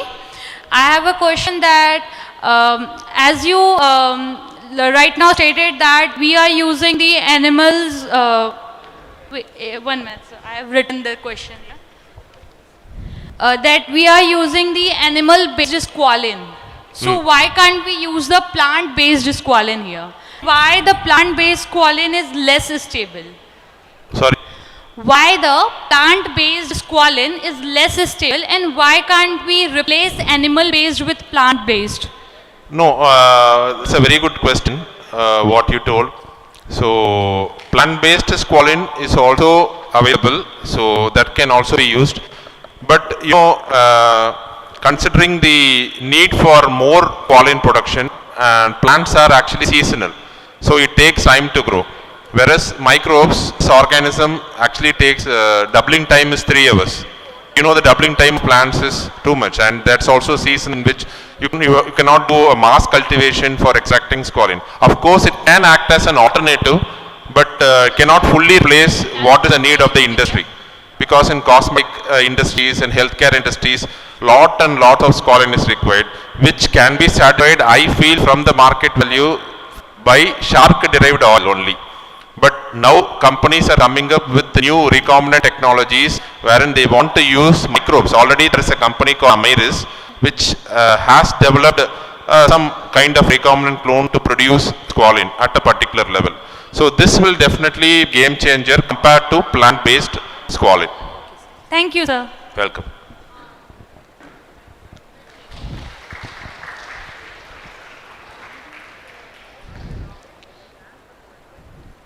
Any other question?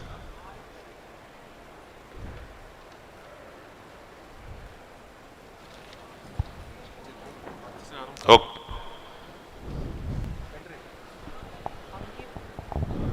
Fine.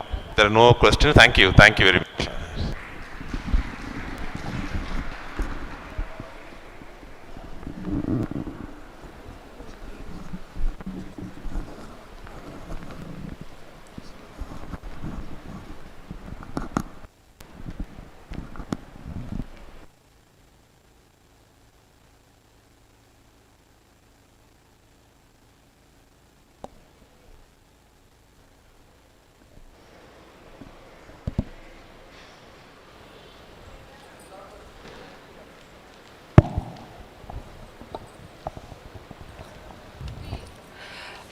Thank you, Dr. Balakumaran sir.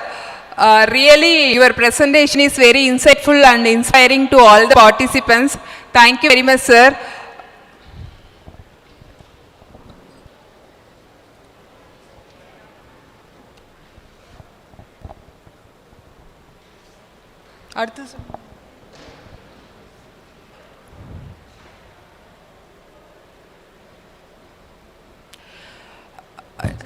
Next, I would like to invite Dr. Radhakrishnan Manikam sir to present their contribution to participants. I am Dr. Maithili Ravichandran. It was immense pleasure to introduce today's legend, Dr. Radhakrishnan Manikam sir. He is a visionary researcher at the forefront of microbial bioprospecting for sustainable development. Presently, he is working as a professor, research and head of the Center for Drug Discovery and Development at Satyabama Institute of Science and Technology, Chennai. As passionate microbiologist, he earned his PhD on anti-DP drug discovery from actinobacteria from the National Institute for Research in Tuberculosis, ICMR, and holds UG and PG degree in microbiology and marine microbiology from Sri Sankagiri College and Annamalai University. With over 2 decades of experience in research and teaching, his work primarily focuses on the ecology, taxonomy, and therapeutic potential of actinobacteria sourced from rare and extreme habitats. He has spearheaded 10 major research projects funded by premier Indian agencies and has recently expanded his reach into the cryosphere, participating in landmark expedition to the Antarctic Ocean in the year 2020 and the first ever Arctic winter expedition in the year 2024 the study, diversity, adaptation and bioprospecting of actinobacteria. An accomplished author, he has published more than 160 journal articles in reputed national and international journals, and his H index over 23, and he has published 50 book chapters in reputed editors with Springer and Elsevier journals, including protocols in actinobacterial research, advances in translational biomedical research, mangrove microbiome and marine microbiome, and his contribution to sustainable agriculture earned him two prestigious outstanding research award from ASTA, Thailand in the year 2024. Committed to the turning the next generation of scientists, he currently mentors 8 PhD scholars. He is very much open for strategic partnership with industry and academia, which is aimed at harnessing microbial resources to unlock the secrets of extreme microbial life for sustainable development. So now I would like to invite Dr. Radha Manikam sir.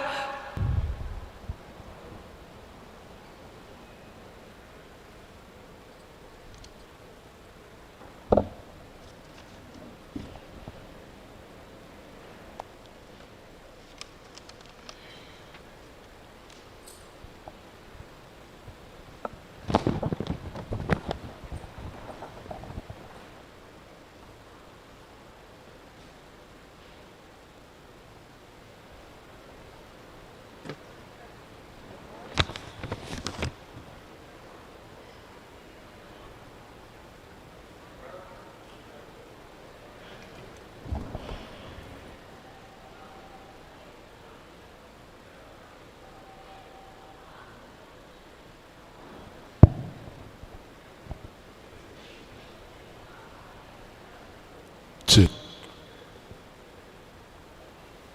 Check. Testing.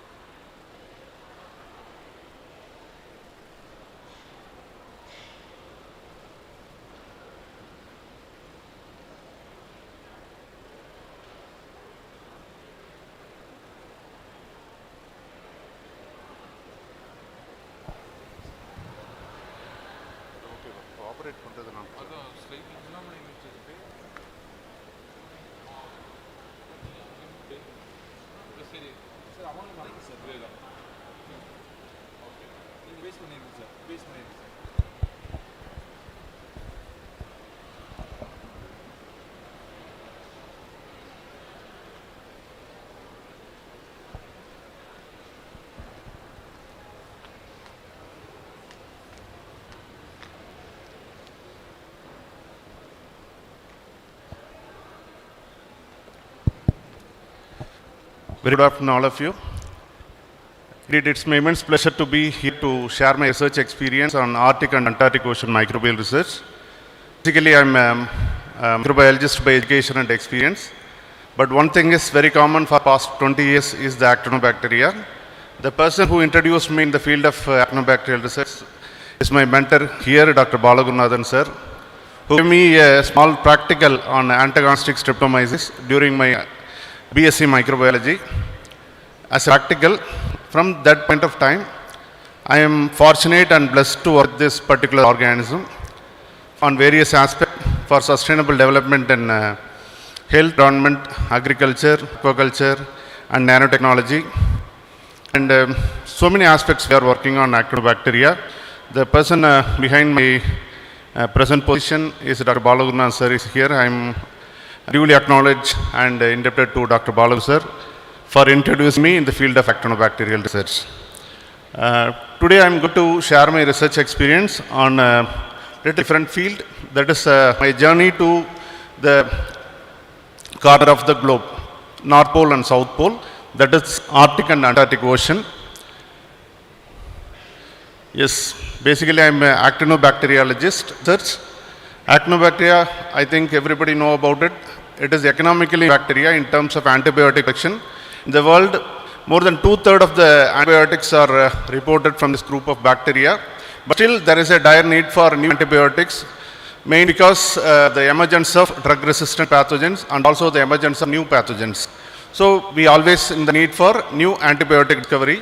When we are taking actinobacteria from routine ecosystem, they produce only the known antibiotics. If instead we are going for the understudied environment and extreme conditions, it may be the deep sea to tall mountain or the cold condition like Arctic or Antarctic, there is a great chance for getting new actinobacteria, which in turn produce new antibiotics. So, from my master's project itself, sir introduced me to work extreme habitats, especially my dissertation, first dissertation on actinobacteria from Himalayan mountain. We isolated thermotolerant actinobacteria and studied their antagonistic property against methicillin and vancomycin resistant Staphylococcus aureus. That is my the first work on extreme of actinobacteria. From that point of time, I started working on actinobacteria from different parts of India, especially the extreme conditions. So there are 5 major reasons to work on actinobacteria, which include their ubiquitous nature. They are present, you and me, and in and around us. They are also present in extreme conditions. That is their first reason. Second reason is their taxonomic diversity. At the time of discovery of streptomycin in around 1940s, only 5 genus are reported under this phylum Actinobacteria. Now it exceeds more than 450 450 genus are reported under this phylum, especially from the extreme conditions. This is the second reason. That is their biosynthetic potential. A single Streptomyces species or Micromonospora can able to produce more than 60 or 70 pounds even when we culture under different culture conditions. So such a wonderful biosynthetic talent they have. Fourth is their chemical diversity. Single organism can produce different chemical structures. It may be 50 or 60 chemical structures they can produce based on the substrate we are using for the cultivation. The final important reason is their multiple in action. They have multifaceted application. They are not only useful in the drug discovery, they play a vital role in the biochemical cycling in the environment. They are the potential biodegraders. They are the potential plant growth promoters. Such a wonderful, diverse applications they have. So these are the 5 reasons are raised behind our research on actinobacteria. This is our working platform. It starts from the collection of sample from extreme condition. We are studying both culturable and uncultured diversity of actinobacteria. Then we are characterizing the actinobacteria by phenotyping and molecular method. We are maintaining the in-house consortium of actinobacteria in our laboratory. That is the asset to our laboratory. From the Shankara College itself, we are having the habit of maintaining the culture section in our laboratory, which is very much useful for the future generation. So for bioprospecting application, we are exploring actinobacteria for biomedical, environmental, agricultural and nanotechnological properties. See, these are typical morphology of actinobacteria. Usually they are powdery and leathery in consistency, but recent days when we go for the extreme habitats, it looks like the other unicellular bacteria. Most of them are pigmented in nature. So based on morphology itself, nowadays we are not able to classify actinobacteria. Always we need a molecular identification. Next. Yes. Over the period of time, in almost 15 to 20 years, we are able to cover these different states to collect the sample. These are the sample. It starts from soil to snow sample. We are able to collect from different states of our country. For example, the mountain region, marine, forest, polar region, caves, desert ecosystem. These are different ecosystems we explored so far for actinobacteria. See the colony morphology of actinobacteria when we put the sample from different ecosystem. This is the morphology of actinobacteria of a mango ecosystem. Second one is desert, rubber forest, plants and insect associated actinobacteria and actinobacteria from Western Ghat region. The morphology itself shows the presence of distinct actinobacteria in the different ecosystem. So this shows diversity of actinobacteria present in when we collect the sample from the different environments. Now I come to my today's presentation topic, that is a cold climatic condition. I propose my topic for 2 important cold climatic region. One is the Arctic region, another one is the Antarctic Ocean. Both are comes under the extreme condition, in particular called as the cryosphere. Cryosphere condition is the cold adapted condition. There are so many definitions are there. One is the frozen water of the world is called as the cryospheric condition. The portion of the surface of the earth where water exhibits as a solid form, as ice or snow. So these are the definition for the cryosphere. Simply the cold climatic condition. The cryosphere is global in nature. It is not only present in the North Pole and South Pole, it is globally distributed, especially around in 100 countries. The low climatic conditions are exist in more than 100 countries.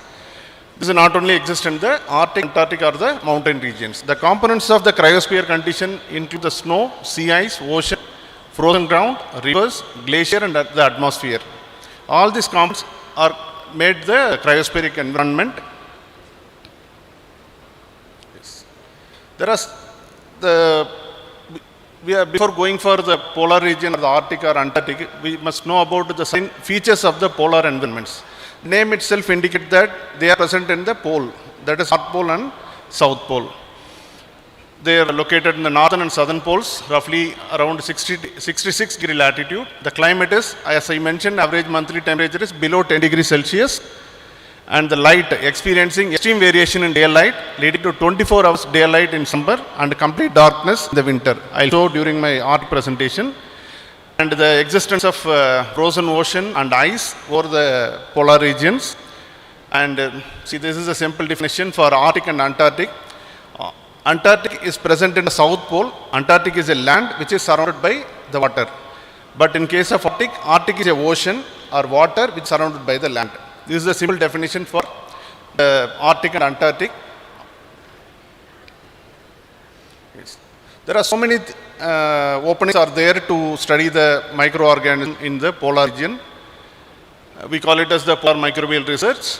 The key components we can able to study include the taxonomic diversity, what are the actinobacteria, how much they are present in the polar region, then their functional diversity, what they are doing in the polar environment, then their ecological importance, how they are playing role in the biogeochemical cycling in the polar regions, then impact of the climatic condition on the microbial diversity in the polar region.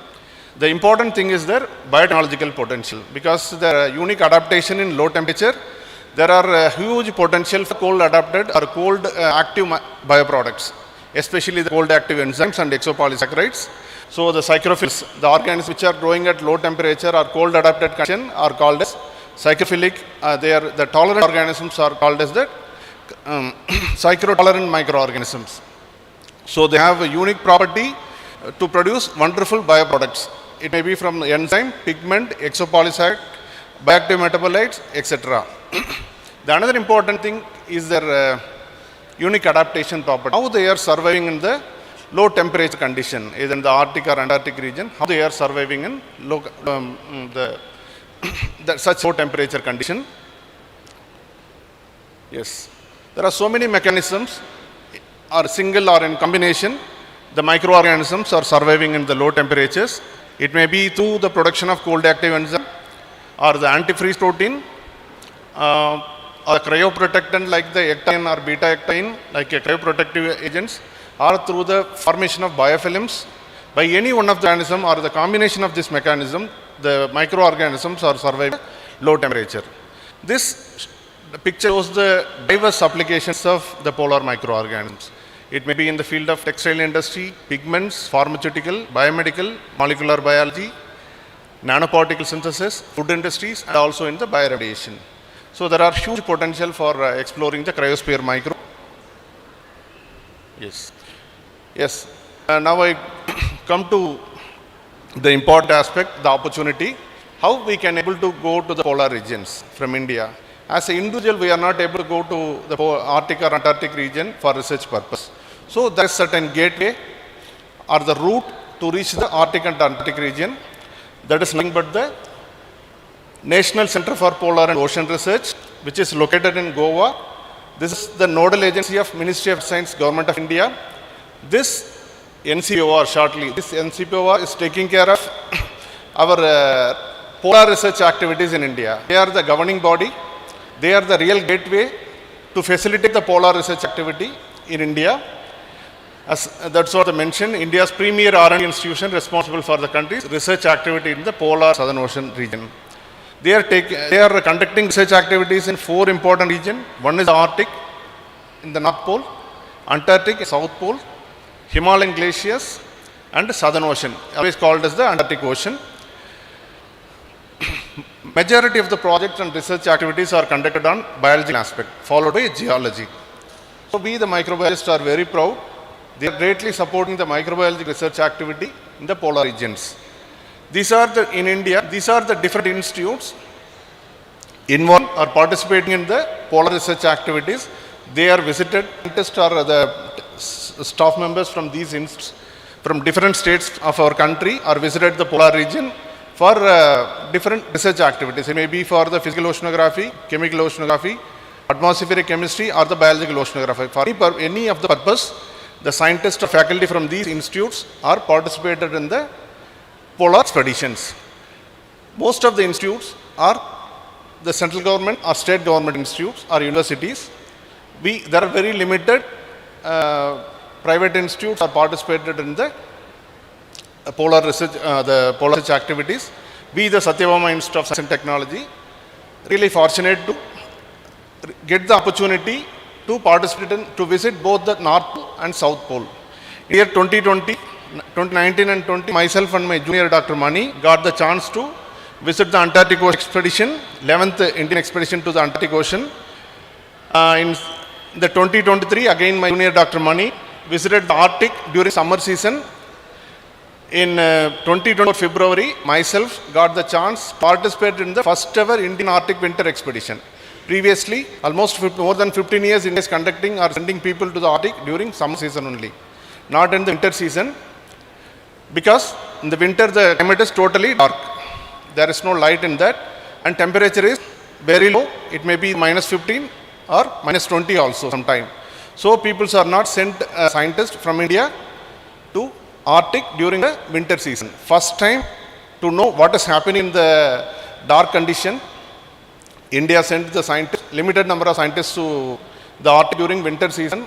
I am the one among the 12 scientists visited the Arctic during winter.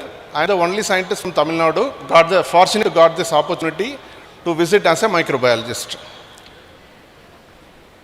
Yes, we have our research station in the Arctic, Antarctic and Himalayan region. Himadri is a Indian research station in the Arctic region. Mrcvbr are the Indian research station in the Arctic region. Of course, Southern Ocean expedition is completely in the ship, so there is no station is needed. Everything is carried out from the ship itself. Himansh is the Indian research base in the Himalayan mountain. Yes, now I come to our expedition to the Indian sector of Antarctic Ocean. Yes, it's also called the Indian sector of Southern Ocean or Antarctic Ocean. It is present in the South Pole, which is getting water from three important oceans: Indian Ocean, Atlantic Ocean and Pacific Ocean. So this is the fourth biggest ocean on Earth, which covers only 6% of the Earth's surface. The average depth is around 10,000 feet. The temperature is minus 2 to 10 degrees Celsius. Yes. When we are getting the chance to participate in this expedition, there are limited research on actinobacteria in the Antarctic Ocean. That too work also published by Dr. Shivakumar from Center for Advanced Study in Marine Biology, Annamalai University. One time in 2016 he visited in the Antarctic Ocean.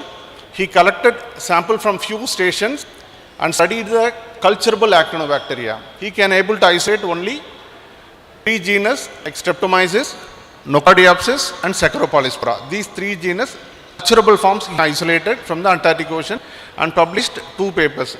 Myself and Dr. Balaguru sir are also participating in this activity. We both are the co-authors of this research activity. Yes.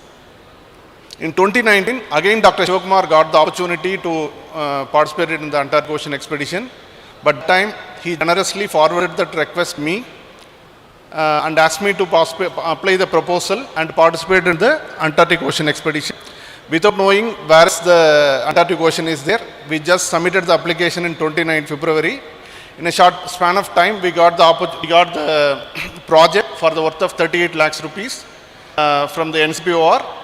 Just study the existence of actinobacteria in the Antarctic Ocean. Whether the actinobacteria present or not, then what are the actinobacteria present there? These two are the major question, because previously there are very limited research on actinobacteria in this region. We are only institute got a research grant to study actinobacteria in the Antarctic region. We have our own collaborator, Dr. Oscar. He is the reason behind our research activity in the polar. He is always supporting us as a co-investigator and collaborator, and he is supporting us for sample collection and all. And these are the objectives: sample collection, determination of uncultured and culturable diversity, identification of the actinobacteria, and ex situ conservation in the laboratory for future applications.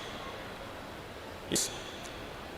We got almost 39 people. We participated in the 11th Indian scientific expedition to the Antarctic Ocean. Myself and Dr. Mani, my junior, my student. Now he is doing postdoc at South Korea. We both are selected to study the actinobacteria, part of our research project. These are steps we need to follow, go through before getting selected for the or going to the Antarctic Ocean expedition. It starts from the, it is actually a 6-month process. The advertisement given in the NCPOR website or even in the Current Science channel also. At the time we need to submit a proposal in the prescribed format. They will evaluate and shortlist the applicant. Then they call for presentation. They give some suggestion or revision. They reject, or sometime they select, because it is very costly expedition. Per expedition, For ship itself, they are spent almost 22 or 23 crore rupees per expedition. So per candidate, they are spending almost 6 rupees per expedition. So they are very careful in selecting the people and very conscious about the type of sample collection in all the activity. So they are very cautious. So once we are selected, important step is we need to go for medical fitness.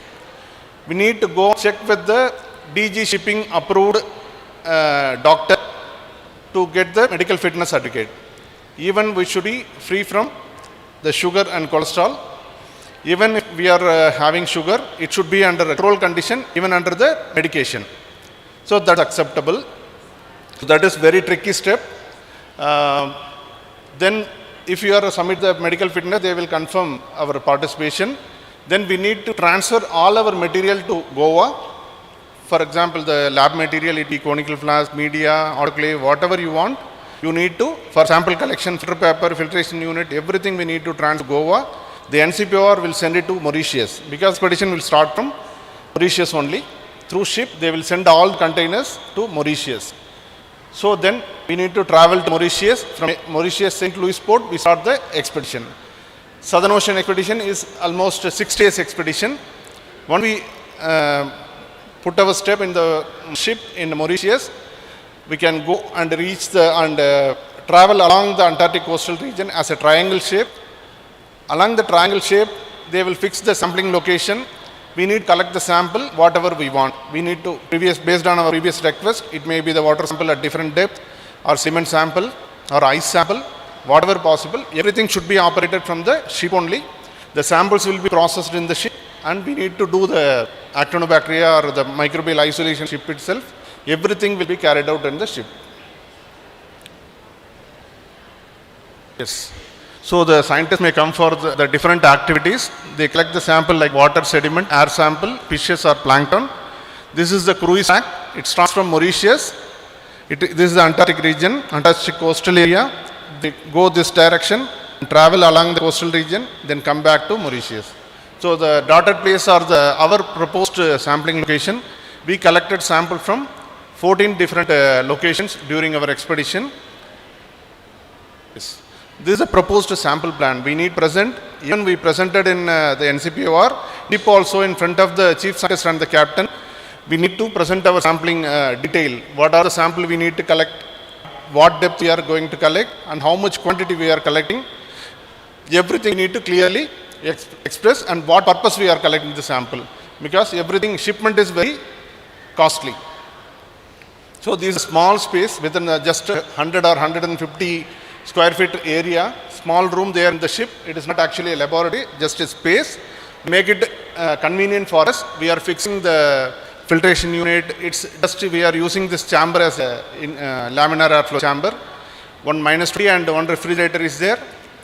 The challenge is the rolling and pitching of the ship. In the oscillation, we need to prepare the media, pour it, and we need to do the isolation, recovery, everything. Yes.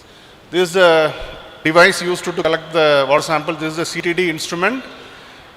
This will collect the sample at different depths based on our request. This is the box corer and gravity corer through which we will collect the deep sediment sample. Yes.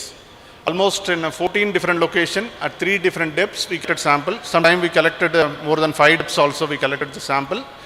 All the at least 10 liter of sample per location we will collect, but not able to transfer all the liters and liters of sample to India.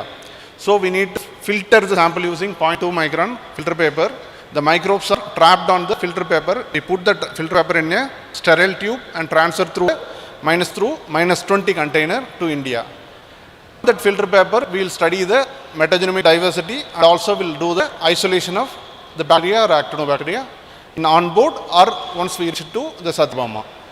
So we are also fortunate to collect sediment sample from 12 different locations. As far as the NCPO are concerned, the previous 10 expeditions they are not able to collect this much number of sediment sample. In the 11th expedition around in 2020 we are fortunate to collect 12 different location sample, especially from the deepest is the 3600 meter depth. Yes, this is onboard isolation. We prepared the media and we isolated. We got so many full pigmented bacterial colonies. See, the morphology is quite different. We are not able to process all the sample due to the running short of time. From 5 locations we collected the sample and processed. Almost 500 copies we recovered and transported to the lab. These are the psychrophilic cultures. Cycles are very slow growing in nature. After 30 or 35 days of incubation, they started developing the colonies. So we are not even able to recover the colony. So we packed and transported to India. Yes, this is after the recovery we need to pack properly and put it in the normal container and -20 container. As part of our expedition, we need to do the station activity because no one is specifically appointed to monitor our activities. We, the team members, either 4 or 5 people per station, should take responsibility to monitor all the activities. Almost 13 or 14 research activity will be carried out. It may be the physical measurement, chemical measurement, sample collection, it may be sediment or water. All the activities will be coordinated by one senior person with support of the juniors. Almost 5 to 6% will be. It will take almost 12 to 16 hours per station to complete the sampling process in one station. Take 12 to 16 hours. Yes. We studied the baseline uncultured or the metagenomic bacterial diversity. The initial 5 sample analysis, 2 sediment and water samples from one location, clearly showed the existence of actinobacteria. Different genera of actinobacteria are also present. So many unclassified actinobacteria are also present in this region. This is the baseline data we generated. Sorry. We published this in Brazilian Journal of Microbiology recently. Yes. Then we studied the sample from 10 different locations. Here also we got a wonderful result. In all the samples, the actinobacteria is present. These are the dominant rare actinobacteria present in this southern ocean region. Sivakumar isolated only 2 genus, Rhodococcus and Ceropolyspora, but the sample contained more than 10 dominant rare actinobacteria, means other than the Streptomyces genus, rest of the genus are called as rare actinobacteria. Almost more than 10 rare actinobacteria are dominantly present, in which 7 genus we are able to isolate in our laboratory, confirmed through 6ness RR analysis. Rest of the genus we need to isolate in future expeditions. Yes, these are the 7 genus, including Chrysioglobus. In Chrysioglobus is a genus under which only 2 species are reported so far. We are also fortunate to isolate this from the Indian sector of Antarctic Ocean for the first time. Micrococcus, Microbacterium, Mrcvbr, Brevibacterium, of course few Streptomyces also we have isolated. Interestingly, 2 isolates the deep sea sediment show less than 97% and 95% similarity, which may be expected as a new species of the actinobacter. The polyphasic taxonomic identification is in progress to confirm that, because it showed very less sequence similarity in 6ness RNA analysis. The polyphasic taxonomy will lead to, or the whole genome sequence will lead to the confirmation of the novelty of this species. The take-home message from this particular expedition is in one particular media, actinomycetes isolation, we got so many colonies. During transportation also we lost some cultures. Most of the actinobacteria we recovered are the non-sporulating in nature. But in the general statement is, whenever we collect sample, the sporulating actinobacteria like Streptomyces, Nocardia, Micromonospora, the sporulating actinobacteria are dominantly present. When we go to the Antarctic Ocean, we frequently isolated pigmented non-sporulating bacteria. They looks like normal bacteria. So this is a quite interesting observation for us, because for the past 15 years, we observed only the sporulating actinobacteria. Suddenly when we go to this extreme condition, we got the non-sporulating actinobacteria. So pigmented colonies were observed mainly under surface water, because they need to resist or protect themselves from the sunlight. So most of the surface water isolates are producing pigmented colonies compared to the DCM and water isolates. Yes, these are all some pictures. We have fun also, celebrations also, Republic Day celebration, birthday celebration, everything we did there. We have some small space for playing also. Yes, these are the places we crossed. We start plain water, then small ice, the complete ice, then ice melting, then we reach the normal place. We saw a wonderful seal, birds and penguin also. excellent sunrise. Yes, the major challenge in the southern expedition is working status of the sampling instrument, because we are not able to get the sampling. Once we enter into the ocean, if any of the sampler is not working, it will affect the total expedition process. It happened also. Usually they have plan A, plan B. Sometimes any one of the instrument may not work. So during that expedition, 2 days we sailed into the ocean. They put the test drive. The sampler is not working. Once again we reached the Mauritius. We invited people from because basically it is South African vessel. We invited people from Mauritius, engineer from South Africa. He came and rectified the issue. Then we started our expedition. If we missed some days in the shore itself, we need to sacrifice some sampling stations. We need to collect samples from all the stations. Second is the climate in the ocean. During our expedition, we faced 2 cyclones in the ocean. In that cyclone, we are not able to operate the ship as per our plan. We need to skip some stations. Okay, that is dangerous also. Then food. Because this is South African vessel, the food is international food. Not able to expect our Indian or the South Indian food. So we need to manage the food, then seasickness. To simply say, if you are stable, expedition is a fun. If you are not stable, it is a punishment. This is a simple statement my mentor or my operator told me. Okay, when we started the expedition, I started vomiting. But 1 week, I never take rest. Because once we slept, we are not able to work there. We need to wake up and roam here and there. We need to acclimatize ourselves. Then we are very much stable. Never I took vomit again. Then I managed situation, acclimatized the condition and collected all the samples. Yes. As a continuation, recently my junior Dr. Gopi participated in the 12th Indian expedition for the same reason, to study actinobacteria. He collected again from 10 different stations, water sample. He also collected some semen samples. He did the onboard isolation. Now the samples are reached Goa NCPOR. We need to take the sample from there for further studies. Yes. If I come to the Arctic expedition, the typical Arctic region, the inside picture is our Indian research base Himadri, a small room-like structure. 8 people can able to stay there. This is called as named as Himadri. Yes. In India, first started its Arctic expedition in 27. Himadri was established in July 2008, and so they conducted almost 14 expeditions to Arctic, mostly in always in summer only. See, these are the number of field personnel visited. See, mainly the biology peoples are visited more, that is 65 peoples among total. So around 450 research visits from India to New Zealand, more than 160 peer-reviewed publications made from this. Okay, this is I mentioned already, till 2023, India would like to send people during Arctic winter season to know what is happening in the dark.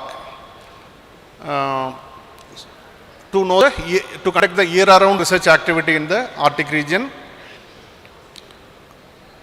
Yes. Again, the process is same. It starts from call for proposal, submission, evaluation, team selection, participation, then shipment of the material, medical fitness. Previously, there was no medical fitness done for Arctic expedition. When they started sending people during winter, as per the suggestion from the Central Ministry, they are started doing the medical fitness. Unlike the Antarctic Ocean expedition, where we sailed completely in the ocean through ship, here we can reach the Arctic region through flight. We need to catch 5 flights from Chennai, almost 2 to 3 days travel, in between some stay out there, through Germany, Norway, Svalbard, reach the high Arctic. The final one is the interesting. We can travel in a small 18-seated flight, chartered flight, we can reach there. Another important thing is they can allow only 20 kg of the material from us. Because of the last small flight, the condition is very cold. We need to take more material, the clothing, protective clothing, but they are not allowing us to bring such a protective material because of the small space in the flight. Yes. There are in the name of the Arctic Research Base, New Zealand in the Norway. Totally 18 research stations are there from 10 countries. Our station is the Himadri. 4 rooms are there. 8 person we can stay. In addition to that, one wet lab, one dry lab is there. That is completely radio sensing zone. We are not allowed to connect our mobile, even for taking any photographs. Okay. They have a LAN connection. Food will be served on only one place at Kings Bay, which is governed by the Norwegian government. Because if you are cooking anywhere else, the polar bear or the Arctic fox will come and attack us. So to avoid that issues, cooking and serving in only one place for all the people. One small boat is there, namely test tent. This will help us to collect the sample from the Arctic Ocean region. These people are the only permanent people are residing in Arctic over the years, for more than years. Okay, these are chief people and supporting people. Almost less than 40 people only permanently residing in the Arctic region, especially in New Allison. And New Allison is the last human surviving place in the North Pole. Beyond this region, there is no human survival. Yes. 2023, Dr. Mani visited to study the plant microbial interaction. Most of the studies in India conducted on the marine Arctic samples. He is interested to study the terrestrial plants, to study what are the diversity of the bacteria in the plant rhizosphere, and testing for siderophore, how this siderophore is helping the bacteria to survive in this region, and also how it is enhancing the plant growth. That are the major aspect he would like to study. Yes. These are the wonderful plants present in the Arctic region, Arctic terrestrial region, which are visible only in summer, not in the winter, because in winter it is completely covered by snow. Yes, he is fortunate to collect more than almost 20 terrestrial soil sample, few glacier sample and marine sediment as well. There are a lot of restriction in collecting sample. Even the Indian government allowing us to visit the place, we need to get a permission from Svalbard governor to collect even a small gram of sample. We need to present or submit our proposal again to get a prior approval, because they are not allowing us to take any sample. After COVID, shipment of the sample cost is very high. For shipment of 1 kg, they are charging around 1 lakh rupees. So whatever the quantity we need, that only we are allowed to collect. See, again we studied the culturable diversity and culture diversity. Yes. This is only 20 days expedition. We are not able to do any onboard work. Just we collect the sample and transport to India. Every work will be carried out in India only, in our lab. Growth at 20 degrees Celsius. The slimy and mucoidal secretory growth at 4 degrees Celsius. That is psychrophiles. Most of the psychrophiles are producing growth like this. They are the potential producers of exopolysaccharides. We can use this cold active exopolysaccharide for any food industrial application. See, this is interesting colony we got after 10 months of incubation at 4 degrees Celsius. Here we got some streptomyces also. Yes, this is the culturable diversity, almost 600 plus 540, 1000 plus isolates we recovered. We studied siderophore production, so many cultures producing wonderful siderophores, iron binding proteins. See here the uncultured diversity through V3, V4 metagenomic study. See the orange color shows the presence of actinobacteria in almost all the sample, either including terrestrial, marine and glacier. Yes, these are the different actinobacteria present in the Arctic samples. The final one is unclassified. See pink color, almost in all the samples, unclassified, unidentified actinobacteria present. So that is the main reason we are going to explore the unstudied environment and extreme environment. So the answer is extreme condition contain unidentified non-actinobacteria are present. This metagenomic study reveals the same. So rare actinobacteria dominantly present, most pigmented, non-spore forming, as like in the Antarctic Ocean. Unclassified actinobacteria are present in both terrestrial and marine samples. Yes, this is my expedition, my participation during Arctic winter. The condition is dark. We call it as the polar night. My aim is to study the diversity of actinobacteria and its adaptation during polar nights. Yes. As like in other environment, in polar region, including in Arctic, the actinobacteria are dominantly present. So many genus are reported, even including so many new species are reported. Our plan is to collect the sample. We have very much curious to collect snow sample, salt sample, snow melt, melt water and water, marine sediment. We have lot of plan to collect different sample, but the situation is quite different during winter. See the diversity, characterization and adaptation property. Yes, it looks like they are fully covered with snow. So we are able to collect only the snow sample and some frozen frozen soil sample. It is very hard to collect. We need to use a big hammer to heat and collect the frozen soil sample. None of the plants are visible. Everything is completely covered by the snow sample. These two samples only we are able to collect. Yes, this is the main region. It looks like plain water, but it is frozen. We are not able to operate the ship. It was actually the test was stuck in the port. So we are not allowed to enter into the ocean. We are unfortunate to collect the marine sample during Arctic winter. So only our plan will not work out. Based on the situation only we need to modify and collect the samples. This is the proposed plan. Almost 30 sample I could able to manage and collect. Mainly the snow and soil sample. We studied uncultured diversity. Again the winter season also the actinobacteria is present. See, these are the bacterial phylum present, including the actinobacteria. See, this much of rare actinobacterial genus present in the Arctic winter samples. Yes, this much of culturable isolate we got already. Most of them again the pigmented isolate with exopolysaccharide production. Yes, this is our collection. We are fortunate and with support of so many people, we are able to collect samples from extreme habitats or understudied habitats in India. We are isolating so many actinobacteria and the polar bacteria also. Not everyone able to visit these places. So, with the guidance from my mentor, from that point of time during 2001, we are started maintaining culture collection in the laboratory. So, it will be by my students, my scholars, my colleagues, even the students from outside Satyabama. Everybody using this cultures for the dissertation or the project work. So in polar region, almost we have 1,500 isolates. Mr. Sai Magesh is here and Kishore and my scholars here. Everybody working these isolates. They are the reason or person behind the isolation and maintenance of these cultures. Yes, we started exploring the potential. We initiated the whole genome sequencing study with one streptomyces. We identified as streptomyces rochi.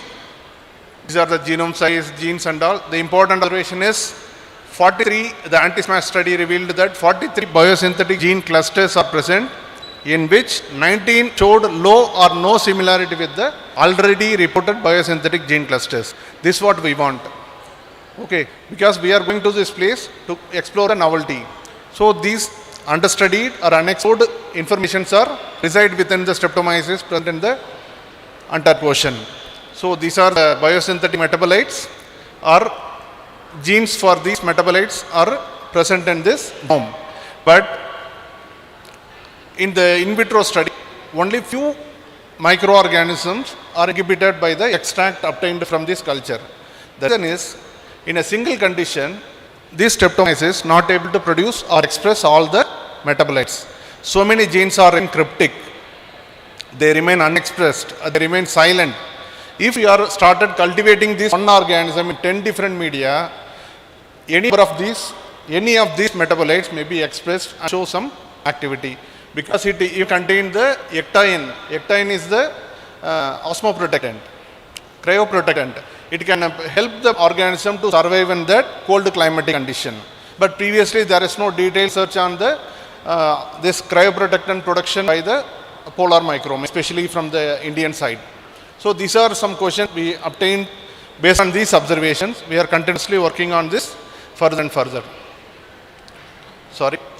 We also studied the gold nanoparticle synthesis using one bacteria, Mrcvbr, isolated from the Antarctic Ocean, which showed good activity against white spot syndrome virus. We are also trying to explore it for the plant growth promotion in cold climate condition. It showed the basic plant growth promoting traits, including the ammonia production, acetine production, indole acetic acid and different enzyme production. Yeah, one culture showed especially the Planococcus, another rare genus, which showed the selenium nanobisynthesis, which showed good antimicrobial and antioxidant activity. Yes, in addition to the polar region, the Himalaya region is called as the third pole. North Pole, South Pole, this one is called as the third pole. With the support of Professor Anita Pandey, working as a senior professor in graphic art team to B University, through the collaboration, we are obtaining the glacier sample from Himalaya region and started working on actinobacteria. So here also the actinobacterial genus are dominantly present. These are the rare genus are present in the sample. We started working on it. It showed good antimicrobial as well as anti-tuberculosis activity. So the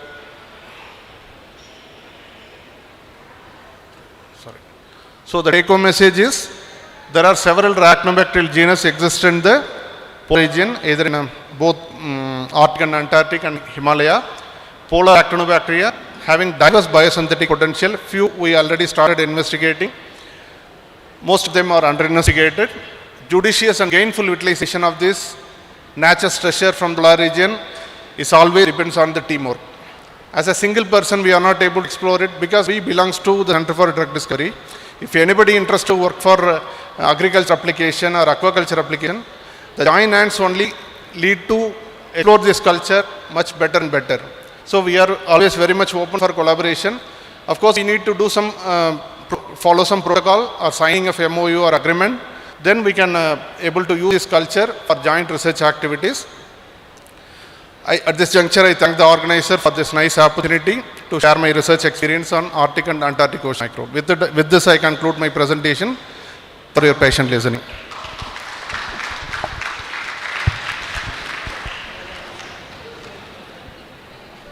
Any questions or doubts? Yes. Yes.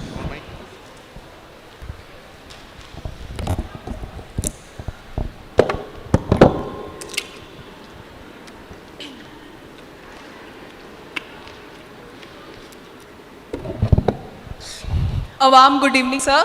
Myself V. Haripriya and I am from Kalinga University and I am pursuing BSc Biotechnology and currently in second year.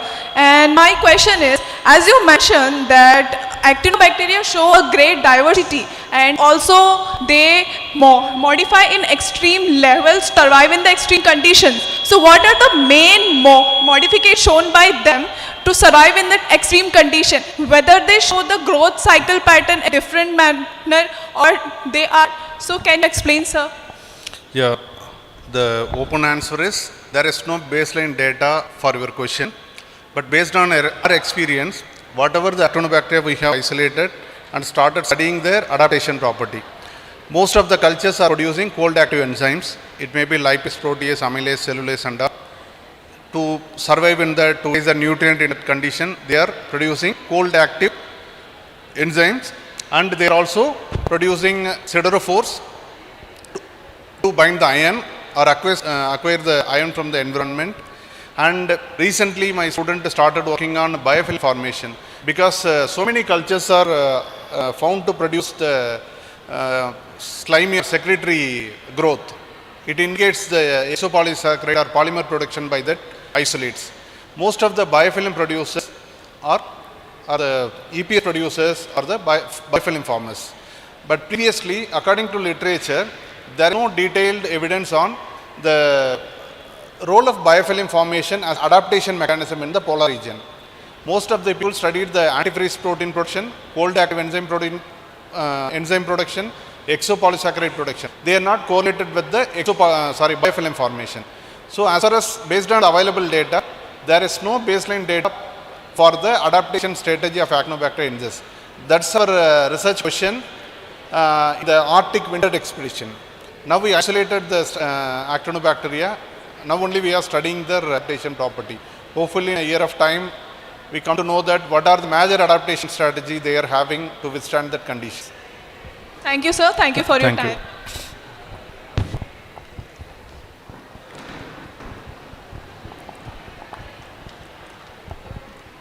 Good evening, sir. Myself, Kumari Gupta, and currently pursuing here BSc Biotechnology from Kalinga University. And my question is very simple. What do polar habitats support actinobacteria? Why? Actinobacteria, what polar habitat support? Support.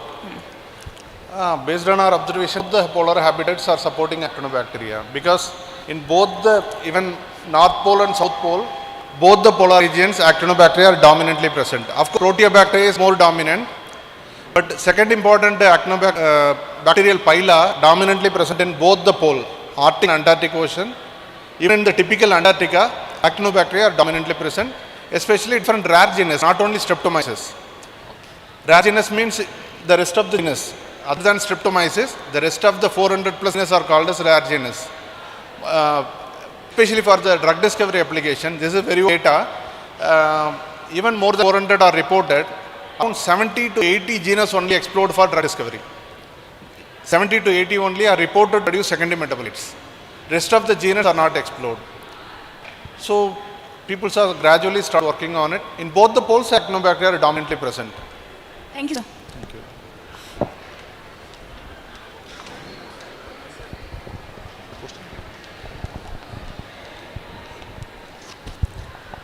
Good evening, sir. I am Fariga from the BSc Microbiology. I just want to ask a question. As you said, you worked on extremophils. How did you manage to grow them in a lab condition? Like which media did you use, or how do you maintain the temperature and pressure level? Or did you use any inducer to promote their growth or not? No, actually, we are not working on any barophilic organism, that is pressure living organism. We are not working on it. We are mainly working on the cycle, one group of extremophil. The temperature only we need to manipulate. Even the refrigerated condition, okay, or we have the low temperature incubator, 4 degree incubator we have. In that condition, they are able to happily grow, okay.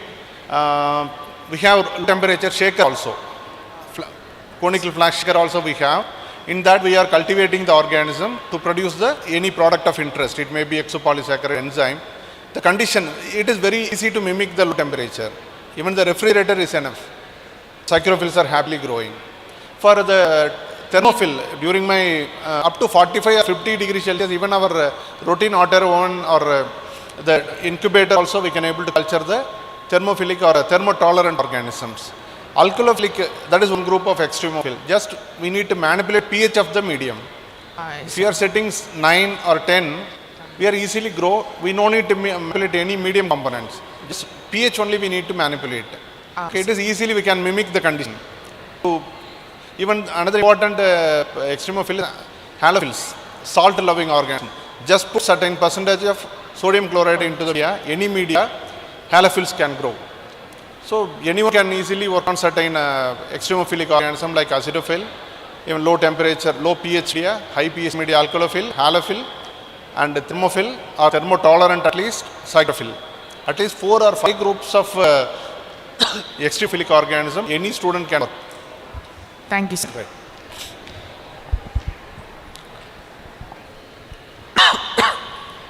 Good afternoon, sir. My name is Esther, and I'm doing my bachelor degree in biotechnology from Kalinga University. As you were doing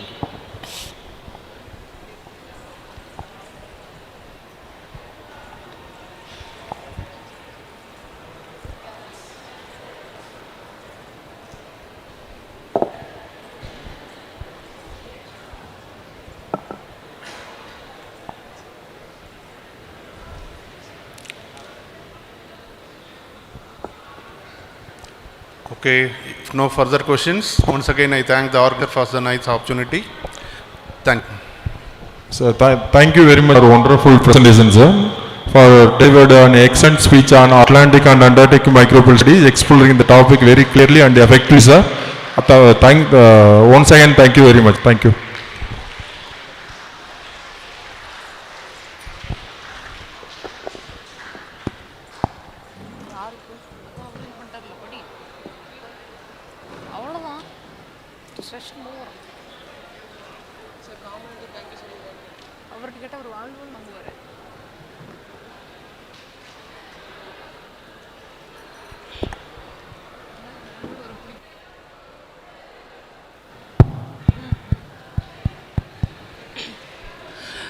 Good evening to all the respected dignitaries, resource persons, faculty members, researchers, presenters and dear participants. With immense pleasure and gratitude, we conclude day 1 of the National Level Microbiology Conference MRCBR 2026. Today has been a wonderful and impactful day filled with knowledge sharing, inspiring presentations and active academic interactions. We sincerely thank all the invited speakers for their enriching sessions and valuable insights.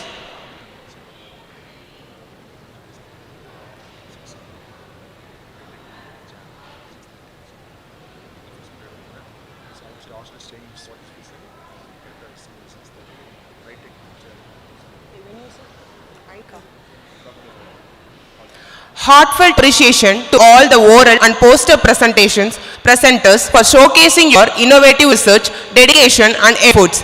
A special thanks to all participants for your enthusiastic involvement throughout your cooperation, discipline and active participation made today's sessions highly productive and memorable. Kindly join us tomorrow for day 2 of the conference. We request everyone to be present on time and follow the guidelines. Thank you once again for making day 1 a successful and meaningful beginning. Wishing all a pleasant evening.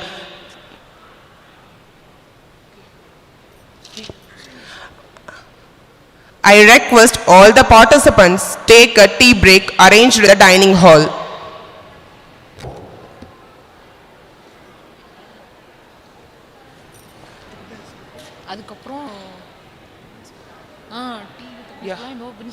We have arranged high tea with the chairman, sir. High tea? In tea? We have arranged high tea with the chairman, sir, at 6 p.m. I request all the participants to assemble back at 6 p.m. Hello.